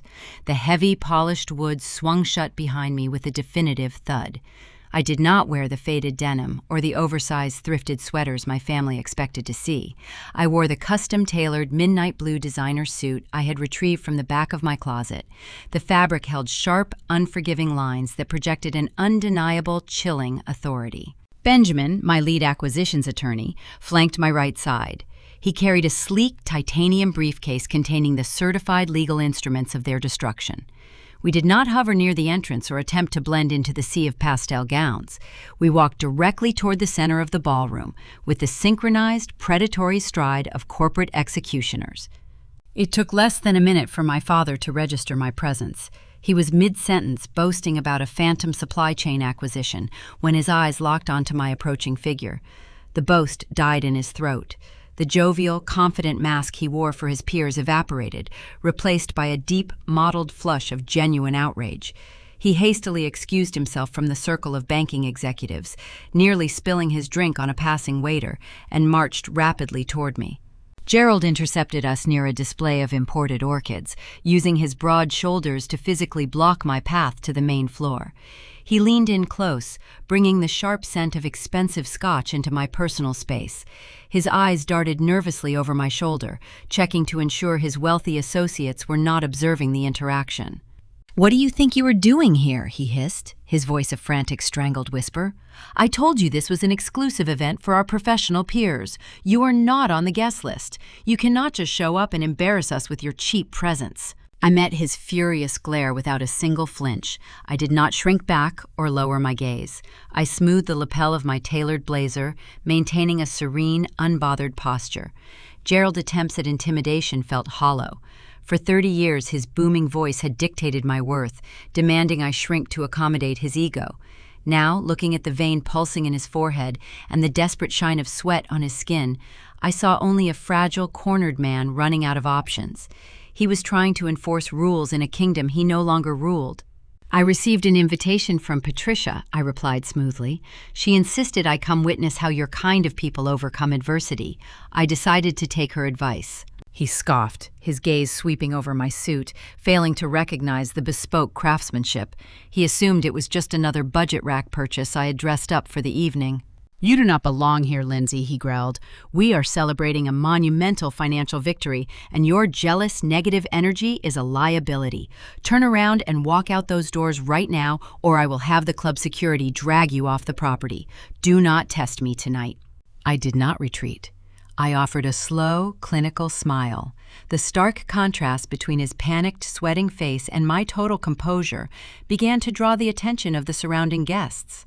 The Dallas elite possess a keen instinct for shifting power dynamics.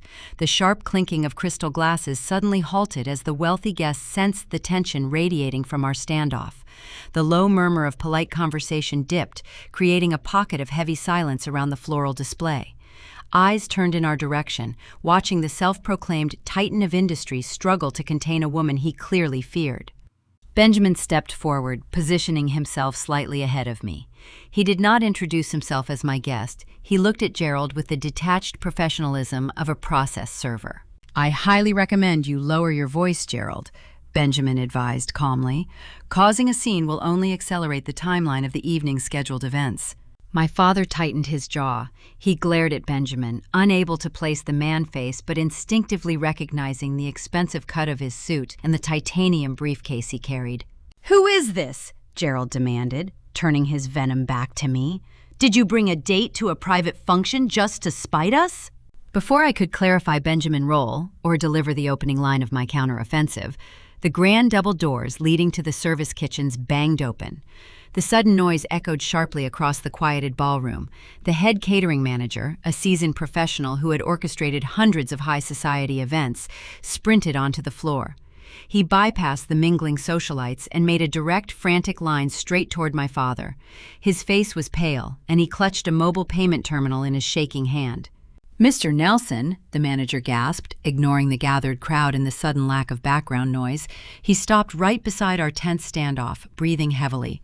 "Sir, we have an urgent situation that requires your immediate attention in the back office." Gerald puffed out his chest, attempting to regain his patriarchal swagger in front of me and the watching guests. "Not now, Eric," Gerald snapped, brushing the man away with a wave of his hand. "I am handling a private family matter. Whatever minor logistical issue you have can wait until after the primary toasts." The manager shook his head vigorously, holding up the payment terminal. "Sir, this cannot wait. The terminal just rejected the deposit transaction. Every single payment method you and your wife provided on file has just been declined." The manager words sliced through the remaining dignity Gerald possessed. The nearby guests, who had paused their conversations to eavesdrop on our family dispute, caught every syllable. The whispered rumors began instantly. The hushed tones of the Dallas elite spread the news of the declined cards like wildfire across the ballroom floor. The public execution had officially commenced. Gerald stared at the digital screen of the payment terminal, his mind fiercely rejecting the reality of the red error message flashing in front of his peers. He reached for his wallet, his fingers trembling as he prepared to offer another useless piece of plastic, entirely unaware that the nightmare was only just beginning. Gerald stared at the digital screen of the mobile payment terminal, his mind fiercely rejecting the reality of the glaring red error message. The catering manager held the device with a practiced, rigid patience, waiting for the self-proclaimed titan of industry to rectify the situation. My father's hands began to shake. He hastily shoved his crystal tumbler of scotch onto a nearby cocktail table, nearly tipping it over, and dug into the breast pocket of his tailored suit. He extracted a heavy platinum corporate card, snatching the terminal from the manager and swiping the magnetic strip himself. The machine emitted a harsh, denying beep. The digital readout flashed the same word: declined. Patricia noticed the sudden shift in his posture from across the floral display. She abandoned her conversation with a local real estate heiress and hurried over, her heavy silk gown rustling against the polished floor. She asked her husband what was causing the delay, her voice tight with forced polite composure. Gerald demanded the manager run the transaction again, claiming a banking network error. The manager maintained a flat, unsympathetic tone, stating he had already processed every financial instrument on file. Panic flickering in her eyes, Patricia opened her designer clutch and produced her own high-limit consumer rewards cards. The manager processed them in rapid succession. The terminal rejected every single one. The low, polite hum of the Dallas elite surrounding us morphed into a palpable, buzzing current of judgment as the facade began to crack. I observed their escalating terror from just 3 feet away, feeling a profound, clinical satisfaction. Exactly 60 minutes prior, while sitting in the back of my hired town car heading to the country club, I had given Benjamin the authorization to trigger the default clause on their predatory consolidation loan. By engaging in fraudulent misrepresentation regarding the estate's title, Gerald had breached the ironclad covenant of the contract. My firm enacted a hard, total freeze on all his associated corporate and personal accounts. The bank seized his remaining liquidity to cover the immediate margin calls. He was entirely destitute, standing penniless in a ballroom full of millionaires. Savannah recognized the shifting energy and strutted over to join our tense circle, her rented diamond necklace sparkling under the chandeliers. She ordered the manager to fix the glitch, threatening to leave a devastating review of the club's hospitality. The manager simply folded his hands behind his back and informed my sister that the kitchen staff would halt the main course service until the venue fees were settled in full. The humiliation hung thick and suffocating in the air. Before Gerald could attempt to bluff his way out of the unpayable invoice, a colossal crash echoed from the grand entryway of the ballroom. The heavy wooden double doors swung wide open, bouncing harshly against their brass doorstops. Carter Hughes stood in the threshold. He looked nothing like the polished, arrogant groom who had sneered at me in a secluded hallway months ago. His expensive tuxedo shirt was unbuttoned, his silk tie hung loosely around his collar, and he reeked of cheap liquor and sheer desperation. His face twisted into a mask of pure, unadulterated fury. Carter believed he had executed the perfect extortion. He expected to live a life of unchecked luxury on the $250,000 he squeezed from my father. However, when those specific funds crossed state lines into his offshore routing accounts, federal investigators intercepted the transfer. My security team had tipped off the authorities regarding the forged signature used to procure that specific capital.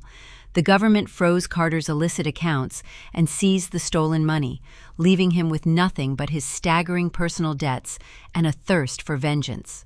He stumbled into the elegant ballroom, his bloodshot eyes scanning the crowd until they locked onto Gerald. He did not care about the audience of prominent senators and banking executives. He pointed a shaking finger at my father and unleashed a tirade that shattered the fragile Highland Park illusion forever. Carter screamed that Gerald was a colossal fraud, an embezzler who cooked his own logistics company's accounting ledgers to subsidize Savannah's hollow, vain existence. The room inhaled a collective sharp breath. Wealthy socialites covered their mouths in shock. The polite veneer of the charity gala dissolved. Cell phones emerged from glittering clutches, camera lenses focusing eagerly to record the spectacular downfall of the Nelson family. Carter continued his verbal assault, pivoting his drunken rage towards Savannah. He called her a parasitic gold digger, revealing to the entire club that her designer clothes were leased, her jewelry was rented, and her entire influencer persona was built on stolen corporate funds. Savannah let out a piercing, hysterical shriek. She covered her ears, her carefully curated composure disintegrating into a primal, desperate tantrum. She stomped her expensive heels against the floor, begging someone to silence him. Patricia sank to her knees right there in the center of the room, weeping openly as her social standing vaporized before her very eyes. She realized her country club peers were filming her disgrace, whispering behind their screens as the dynasty collapsed. Gerald's patriarchal ego finally snapped. The public exposure of his crimes overrode any remaining shred of rational thought. He lunged forward, his face a terrifying shade of purple, aiming a closed fist at his former son-in-law. Carter sidesteps the clumsy telegraphed punch, shoving Gerald backward with staggering force. The physical scuffle spilled into the surrounding event space. Gerald collided heavily with a passing waiter. A gleaming silver tray tipped sharply upward.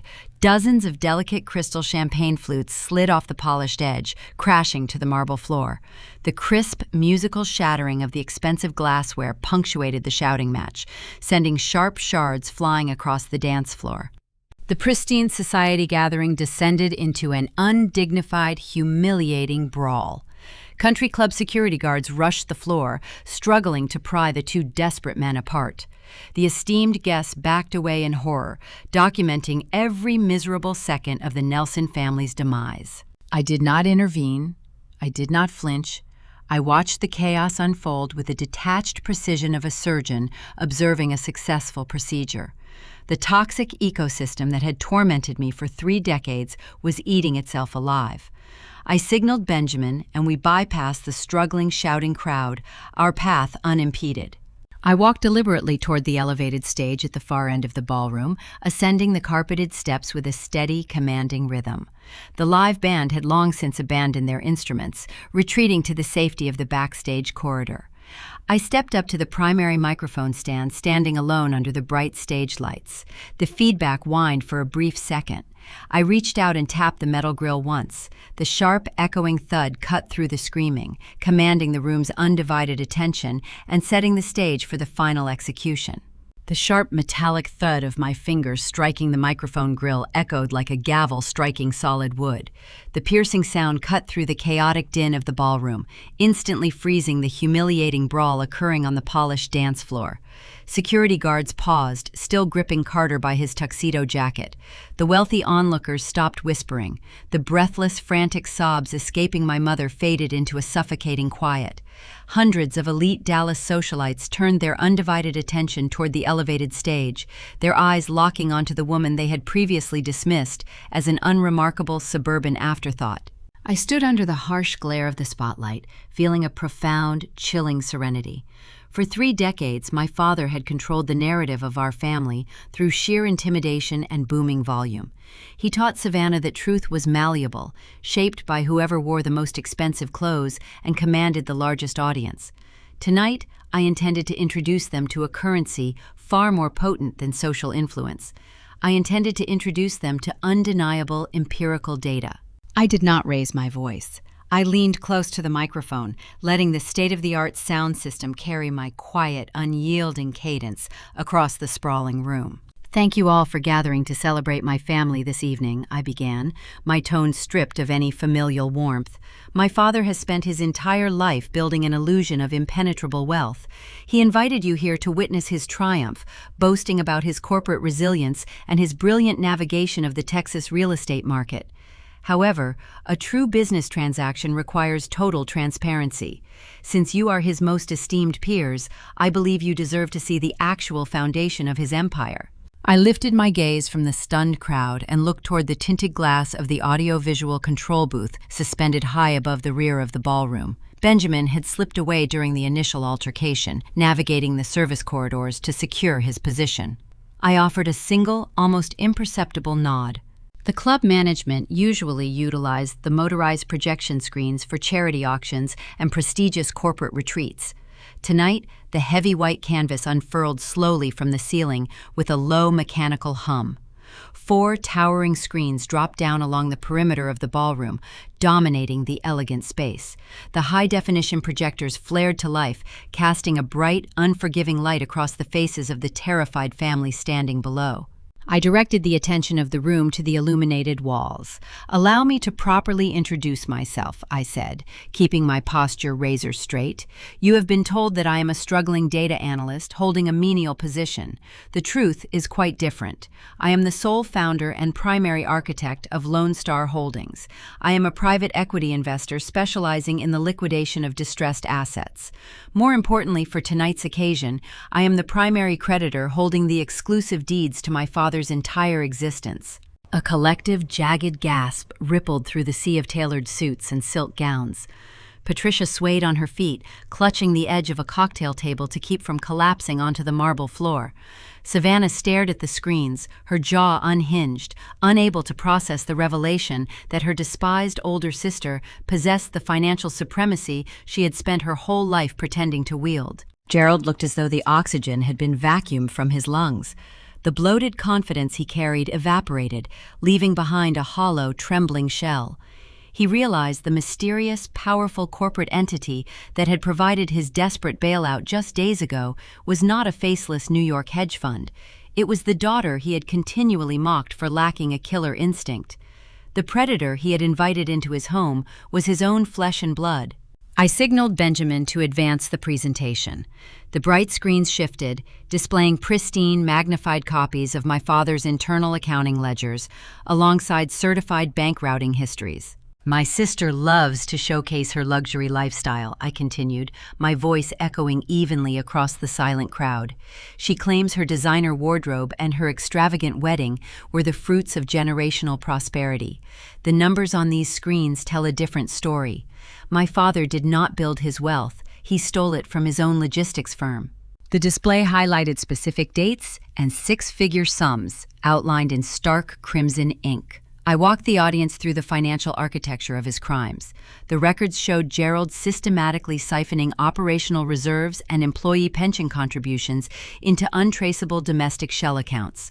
The dates of his illicit withdrawals aligned perfectly with Savannah's most lavish expenses.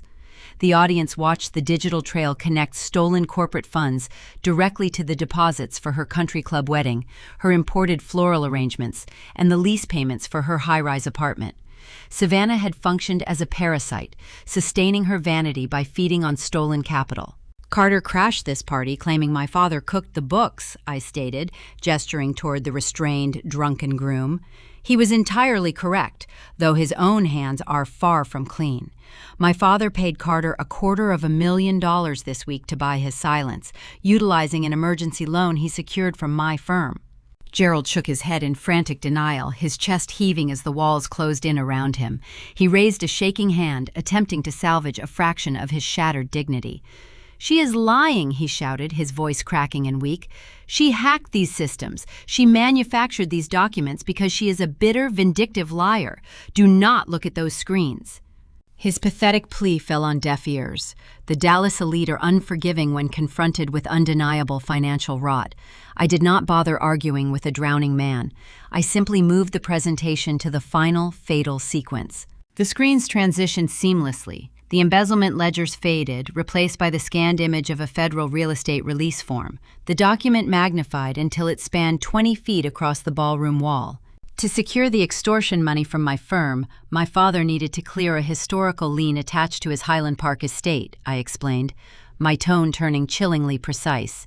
That lien required my physical signature. Rather than ask me for assistance, my parents decided to bypass the law. The presentation zoomed in on the bottom of the document.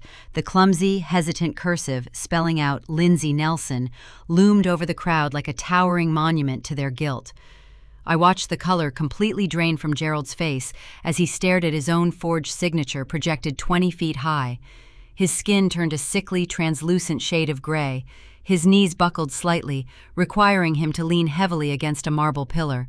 The physical evidence of his crime pinned him under a blinding spotlight, stripping away any plausible deniability. Next to the forged document, the screens displayed the intercepted digital forensics. The audience saw the IP logs tracing the fraudulent upload directly to the router inside the Highland Park mansion. They saw the device fingerprint matching Savannah's personal laptop. I detailed the timestamps, proving the file was transmitted mere seconds before the loan funds were released. My family did not just lie to secure a loan, I concluded, my voice ringing with finality. They committed documented felony wire fraud and federal forgery. They pledged the voting shares of their ruined company and the physical deed to their home as collateral for a loan they obtained through illegal deception. Because of their breach, I triggered the default clause. I now own their estate, their business, and their remaining assets. Gerald tried to speak, but only a ragged wheeze escaped his lips. He looked toward his peers, searching for a single sympathetic face among the wealthy executives he had spent decades trying to impress. Benjamin emerged from the service corridor on the ground floor, carrying several thick, leather-bound folders. He approached the president of the country club and the senior banking officials, standing near the front of the stage. With swift, professional movements, Benjamin handed them the certified, notarized physical copies of the evidence, complete with official state seals and banking watermarks. The powerful men and women of Dallas high society opened the folders. They read the undeniable proof of my father's crimes. In their world, financial fraud is a contagion they ruthlessly eradicate. They did not shout or cause a further scene. They executed a punishment far more devastating than any verbal reprimand. One by one, the elite guests closed the folders. They physically turned their backs on Gerald, Patricia, and Savannah. The coordinated pivot created a wide, isolating circle of empty space around my family. The social exile was instantaneous and irrevocable. They were excommunicated from the only kingdom they had ever valued, left stranded on an island of their own deceit. I looked down at the three people who had treated me as a disposable scapegoat for my entire life. They were broken, penniless, and universally despised. I lowered the microphone from its stand, stepping closer to the edge of the stage. The glare of the flashing red and blue lights began to reflect against the tall ballroom windows, casting an eerie, rhythmic strobe across the expensive floral arrangements. The final collection agency had arrived. The rhythmic strobe of red and blue emergency lights bled through the floor-to-ceiling windows of the country club. The harsh glare cast sharp, erratic shadows against the crystal chandeliers. The heavy mahogany doors swung open. 6 federal agents strode into the ballroom. Their dark windbreakers created a stark contrast to the sea of pastel evening gowns and tailored tuxedos. They moved with coordinated military precision, parting the crowd of stunned Dallas socialites. The whispers that had previously flooded the room died instantly. The atmosphere turned sterile and terrifying. Gerald stood near the stage, his breathing ragged and shallow. The patriarchal swagger he had worn for 30 years evaporated. He looked like a hollow, trembling man trapped inside a sweat-soaked suit. The lead agent approached him, flashing a metallic badge. The agent did not raise his voice. He recited the Miranda rights with a clinical detachment that echoed through the silent hall, citing the specific federal statutes for wire fraud and document forgery. When the agent instructed Gerald to turn around and place his hands behind his back, my father hesitated. He looked toward his peers, searching for a single sympathetic face. The banking executives and real estate developers stared back with icy indifference. In Texas high society, financial deception is an unforgivable contagion. They watched as the cold steel handcuffs clicked shut around his wrists. The metallic sound broke something fundamental inside Gerald. His knees buckled. A wretched, guttural sob tore from his throat. The patriarch who had spent his entire life bullying subordinates and diminishing his eldest daughter was now weeping openly, his face buried against the chest of a federal agent. They escorted him toward the exit. His expensive leather shoes dragged across the polished marble floor. Patricia let out a piercing wail, reaching toward him, but the crowd refused to part for her. She was trapped behind a solid wall of disgusted former friends. The double doors closed, severing Gerald from the empire he had built on lies. The execution of my corporate takeover did not pause for their grief. While the federal authorities processed my father downtown, my legal team initiated the physical repossession of the Highland Park mansion. Because Gerald had triggered the accelerated default clause on the predatory loan he signed, Lone Star Holdings possessed the immediate right to secure the collateral. Benjamin dispatched a fleet of private security contractors to the property. By the time Patricia and Savannah secured a rideshare back to their neighborhood, my personnel had already locked down the perimeter. I followed closely behind in my hired town car, arriving just as the sleek black security vehicles blocked the circular driveway. The autumn night air carried a biting chill. Patricia and Savannah stood on the immaculate slate walkway, shivering in their thin designer fabrics. 2 stoic guards flanked the front door, holding a printed copy of the formal eviction mandate. The commanding officer of my security detail stepped down the brick stairs. He informed my mother and sister that they had exactly 1 hour to gather their personal necessities. He specified that they could only take clothing and basic toiletries. All furniture, artwork, and electronics were now the legal property of my holding company. They were forbidden from removing anything of substantial value. Savannah tried to argue, pointing a shaking finger at the guard and threatening to call the police. The officer simply tapped the body camera mounted on his tactical vest and reminded her that law enforcement was already quite busy processing her father.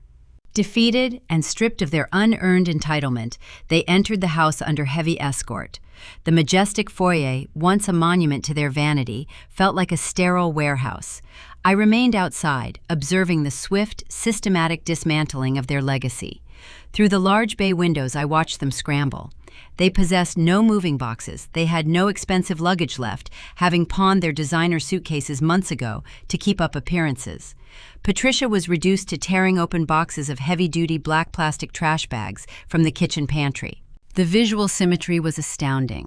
The women who had spent hours scrutinizing the thread count of my wedding dress were now frantically stuffing their wrinkled silk blouses and cashmere sweaters into garbage sacks. They dragged the heavy, misshapen plastic bags across the imported hardwood floors. The sharp scent of expensive perfume mingled with the cheap industrial smell of the plastic. Every bag they hauled out the front door represented a fractured piece of their fabricated identity. As they piled their meager belongings onto the pristine front lawn, a heavy diesel engine roared down the quiet tree-lined street. A commercial tow truck, its yellow warning lights flashing rhythmically, backed into the driveway. Savannah dropped a trash bag, her eyes widening in horror as she recognized the target. The towing operator hopped out of the cab, carrying a thick steel chain.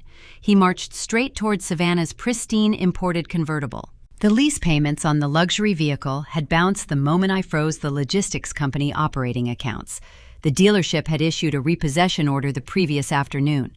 Savannah ran across the grass, her heels sinking into the dirt, weeping uncontrollably. She begged the operator to stop, claiming the car was her only remaining asset. The driver ignored her pleas, securing the metal hooks to the undercarriage. The hydraulic winch whined loudly, lifting the front tires off the pavement. Savannah fell to her knees on the cold concrete, burying her face in her hands. The golden child watched through a veil of bitter tears as her final status symbol was dragged away into the dark. The hour expired. The security team locked the heavy oak doors, engaging the deadbolts with a definitive, echoing snap. The Highland Park mansion was officially sealed. Patricia and Savannah stood on the curb, illuminated only by the pale glow of the street lamps. They shivered in the biting wind, surrounded by a pathetic barricade of garbage bags. They had no transportation, no shelter, and zero remaining capital. The social erasure of the toxic family unit was flawless and final. I stepped out of my town car and walked slowly toward them. My tailored suit insulated me from the cold. My posture remained rigid, projecting a serene, clinical detachment. I did not wear a victorious smirk. I did not raise my voice or hurl insults. Vengeance loses its power when it descends into petty bickering.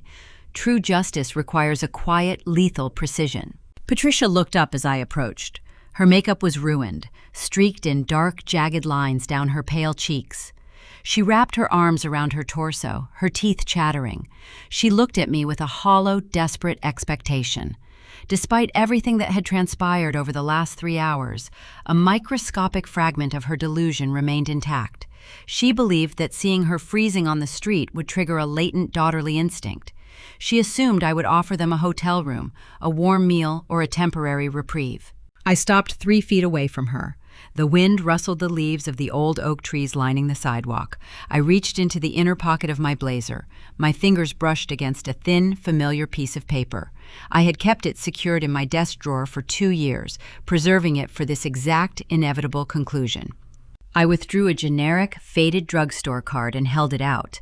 Patricia stared at the envelope, her brow furrowing in confusion.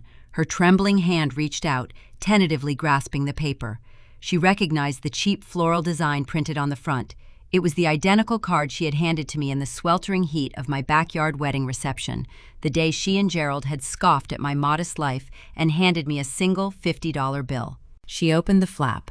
The original crisp green bill was still tucked neatly inside. Beneath her own slanted cursive, a new message was written in sharp, bold black ink. Patricia read the words, her breath hitching in her throat. The remaining color drained entirely from her face, leaving her looking like an empty, hollow shell. She let out a soft, broken whimper, the reality of her permanent exile crashing down with crushing force. I did not wait for her to speak. I turned my back on them, walking smoothly toward the warmth of my waiting vehicle. The engine purred as the driver engaged the gears. I looked out the tinted window one last time. My mother and sister stood freezing beside their trash bags, staring at the handwritten note that sealed their fate. There was no next time. 6 months slipped by with the quiet efficiency of a well-executed algorithm. The transition from chaotic family warfare to pristine corporate serenity unfolded with seamless precision. I did not simply liquidate my father's logistics company following his arrest, I absorbed it. When my forensic auditors peeled back the layers of Gerald's financial mismanagement, they discovered a business suffocating under bloated executive salaries and redundant vanity projects. I gutted the rot. I terminated the executives who had enabled his embezzlement, restructured the outstanding commercial debt, and injected the clean capital required to stabilize the regional supply chain operations.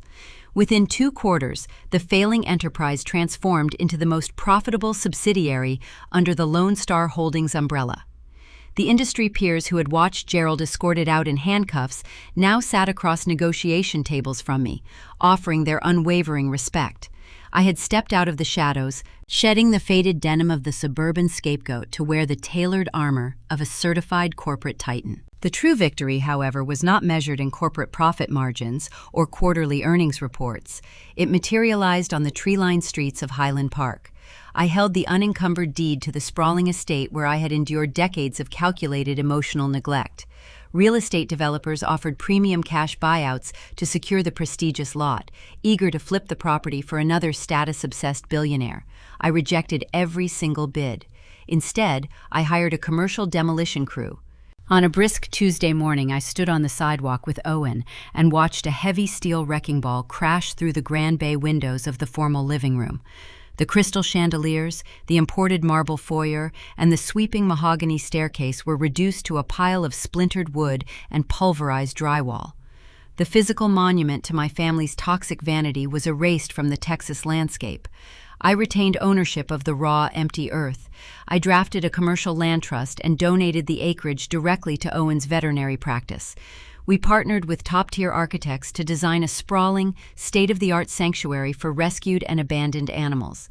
Today, dogs recovering from neglect run freely across the same manicured grounds where Patricia once hosted her pretentious charity luncheons. The soil that previously nurtured only greed and superficial judgment now fostered genuine healing and unconditional loyalty. The poetry of that transformation provided a deep, abiding comfort. While the sanctuary thrived, the architects of my childhood misery navigated the brutal consequences of their actions. The justice system moves with a slow, grinding inevitability. Gerald faced the terrifying reality of federal court without the protective shield of his stolen wealth. Stripped of his assets, he relied on an overworked public defender to navigate the myriad of wire fraud and forgery charges. The country club associates who once drank his top-shelf bourbon offered zero character references. He attended his hearings wearing the same fading suit, his booming voice reduced to a frail, trembling whisper as he stood before unimpressed federal judges. The patriarchal illusion he had spent 30 years cultivating evaporated, leaving behind a terrified, hollow man facing inevitable incarceration. Savannah, the golden child who had demanded imported orchids and sneered at my sensible shoes, collided with the unforgiving pavement of the working class. Bereft of her luxury lease and abandoned by her high society peers, she secured a position as a receptionist at a mid-tier suburban real estate agency. The irony was exquisite. She spent 40 hours a week answering phone calls, organizing files, and fetching coffee for the very type of entry-level brokers she used to mock. Her designer wardrobe, crammed into black plastic trash bags on the night of the eviction, grew frayed and dated. Patricia spent her days trapped in a dreary, cramped 2-bedroom apartment situated near a noisy interstate highway. She was entirely alienated from the charity committees and luncheon circles that once defined her self-worth. She had traded her sprawling estate for a concrete box, trapped in close quarters with a disgraced husband and a resentful daughter. The rhythm of my own life shifted into a beautiful, predictable tranquility. On a warm Friday evening, I sat on the wraparound cedar porch of our hill country ranch. The vast Texas sky transitioned from a brilliant cerulean to deep shades of crushed violet and burnt orange. The arid breeze carried the earthy scent of dry mesquite and blooming sage. Owen sat beside me on a handcrafted wooden swing, gently resting his hand over mine.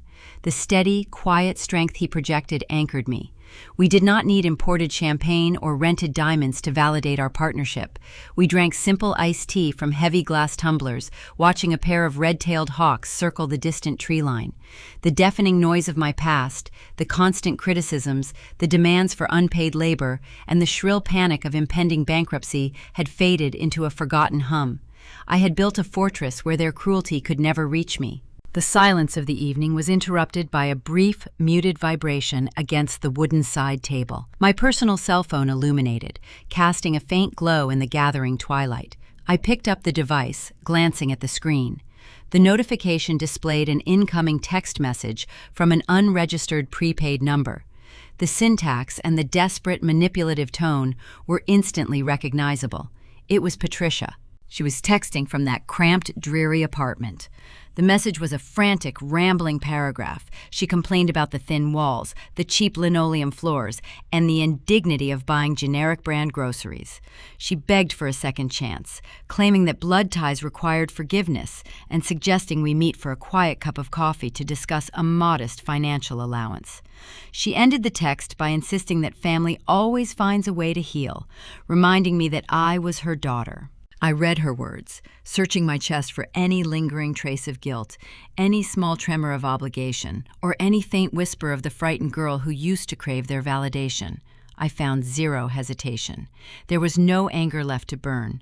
There was no sadness left to weep over. There was only a clean, vast emptiness where they used to live.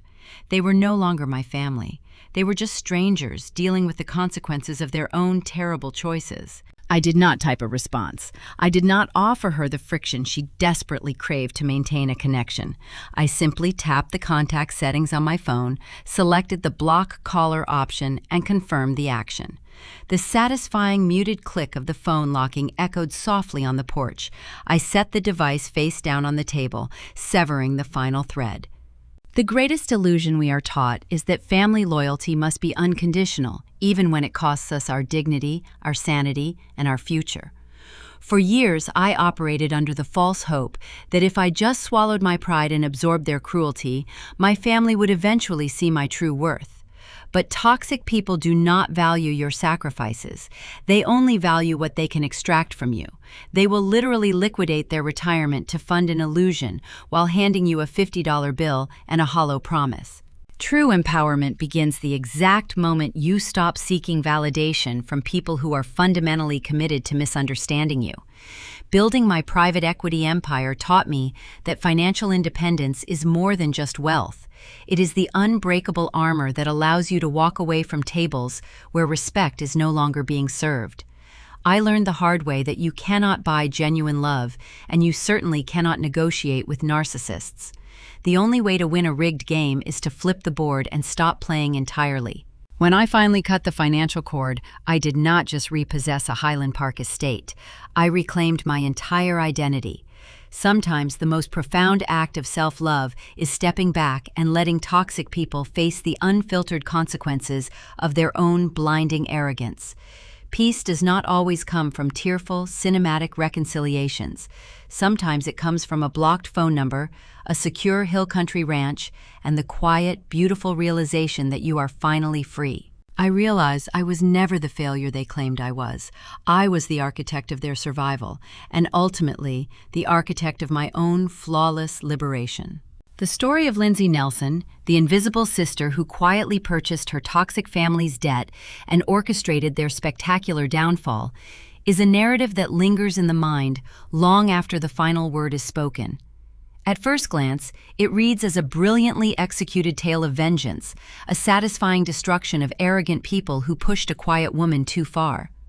But if we peel back the layers of forged deeds, predatory shell companies, and the glittering facade of Dallas high society, what remains is a profound, uncomfortable masterclass in parenting, family responsibility, and the perilous architecture of conditional love. In the landscape of modern American culture, particularly in spaces driven by a bigger is better ethos, like the sprawling estates of Texas, the family unit is often treated not just as a sanctuary of kinship, but as a billboard of success. There is a relentless, unspoken pressure to curate a legacy, to secure the right zip code, the right country club memberships, and the right high-profile marriages.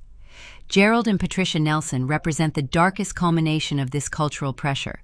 They transformed their home from a place of nurturing into a theater of transactional worth. They represent a deeply insidious brand of parental failure, the weaponization of favoritism disguised as support, where children are no longer autonomous human beings, but mere extensions of their parents' fragile egos.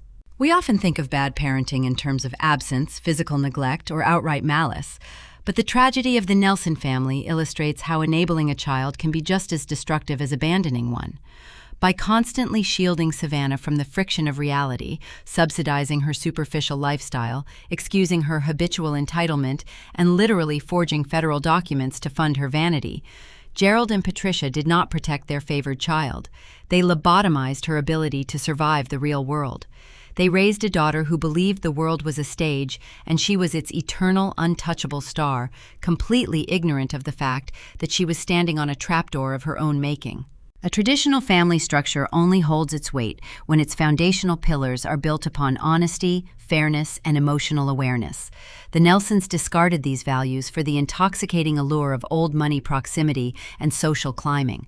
They failed to teach Savannah the most basic fundamental equation of adulthood, that choices have consequences, and that a legally binding signature on a contract cannot be waved away with a temper tantrum or a designer handbag. True parental responsibility is not about smoothing every bump in the road so your child never trips. It is about equipping your child with the shock absorbers necessary to navigate the inevitable potholes of life. Fairness in parenting does not necessarily mean cutting every pie exactly down the middle. It means demanding equal accountability and nurturing the unique character of each child without pitting them against one another in a competition for affection. By denying Savannah the word no, her parents ensured the world would eventually say it to her with devastating, irrevocable force. They handed her a loaded weapon of entitlement and simply watched as she pulled the pin. Then we must look at Lindsay, the scapegoat, the invisible workhorse holding the $50 drugstore card. Her journey forces us to look in the mirror and ask terrifying questions about how we distribute affection within our own homes. Lindsay was starved of emotional support and financial backing. She was forced to watch her parents drain their own retirement savings to fund her sister's illusion, while her own genuine achievements were casually dismissed as lacking killer instinct. Yet, this very deprivation forged a titanium spine. The coldness she endured forced her to develop profound emotional awareness. She learned the vital, painful skill of detachment. She learned to assess a toxic dynamic clinically and to understand that her inherent worth was not defined by her family's tragic inability to see it. While her sister learned to rely on the fragile safety nets woven by their parents, Lindsay learned to build her own fortress out of stone, logic, and unyielding self-reliance. We crave stories like this because they hold up a mirror to the quiet, often unspoken injustices that occur in our own living rooms and around our own dining tables. They force us to examine the roles we play and the boundaries we either enforce or abandon. If you find yourself captivated by these deep dives into family dynamics, psychological boundaries, and the profound consequences of our hidden choices, I highly encourage you to like this video and subscribe to Emily Narrates Revenge. It is in spaces like this channel where we can unpack the complex, sometimes painful realities of human relationships, share our stories in the comments, and find the courage to rewrite our own narratives. We are building a community of survivors, and your voice belongs here. Ultimately, the most profound lesson of this story requires us to challenge our most deeply held beliefs about family. Conventional wisdom dictates that parental love is defined by what we give. We measure a mother or father's devotion by the sacrifices they make, the checks they write, the doors they open, and the pain they spare their children. We view the withholding of support as a parent's greatest crime. But the ruin of the Nelson family forces us to confront a deeply uncomfortable paradox. Gerald and Patricia gave Savannah absolutely everything: their money, their loyalty, their morality, and ultimately, their own freedom. In doing so, they destroyed her. They built a cage of dependence so thick she could not survive outside of it. But look at what they gave Lindsay. They gave her nothing. They gave her rejection, indifference, a $50 bill, and the profound, isolating silence of being entirely overlooked. And that nothing was the greatest, albeit accidental, gift they could have ever bestowed. The rejection forced her to build her own sanctuary, brick by brick, free from the rot of their conditional approval. It makes you wonder as you look at the children in your own life, the ones you are so desperately trying to protect, provide for, and shield from the harsh realities of the world. Are you building them a solid, unshakable foundation, or are you just buying them a very expensive gilded cage? Sometimes the most profoundly loving thing a parent can do is step back, let the cold wind blow, and trust that their child will learn how to build their own fire. And for those who have only ever known the cold, who have spent their lives standing on the outside of the golden circle, you must realize a terrifying, liberating truth. Perhaps the warmth you have spent your whole life searching for was never meant to come from the hearth you were born into, but from the match you strike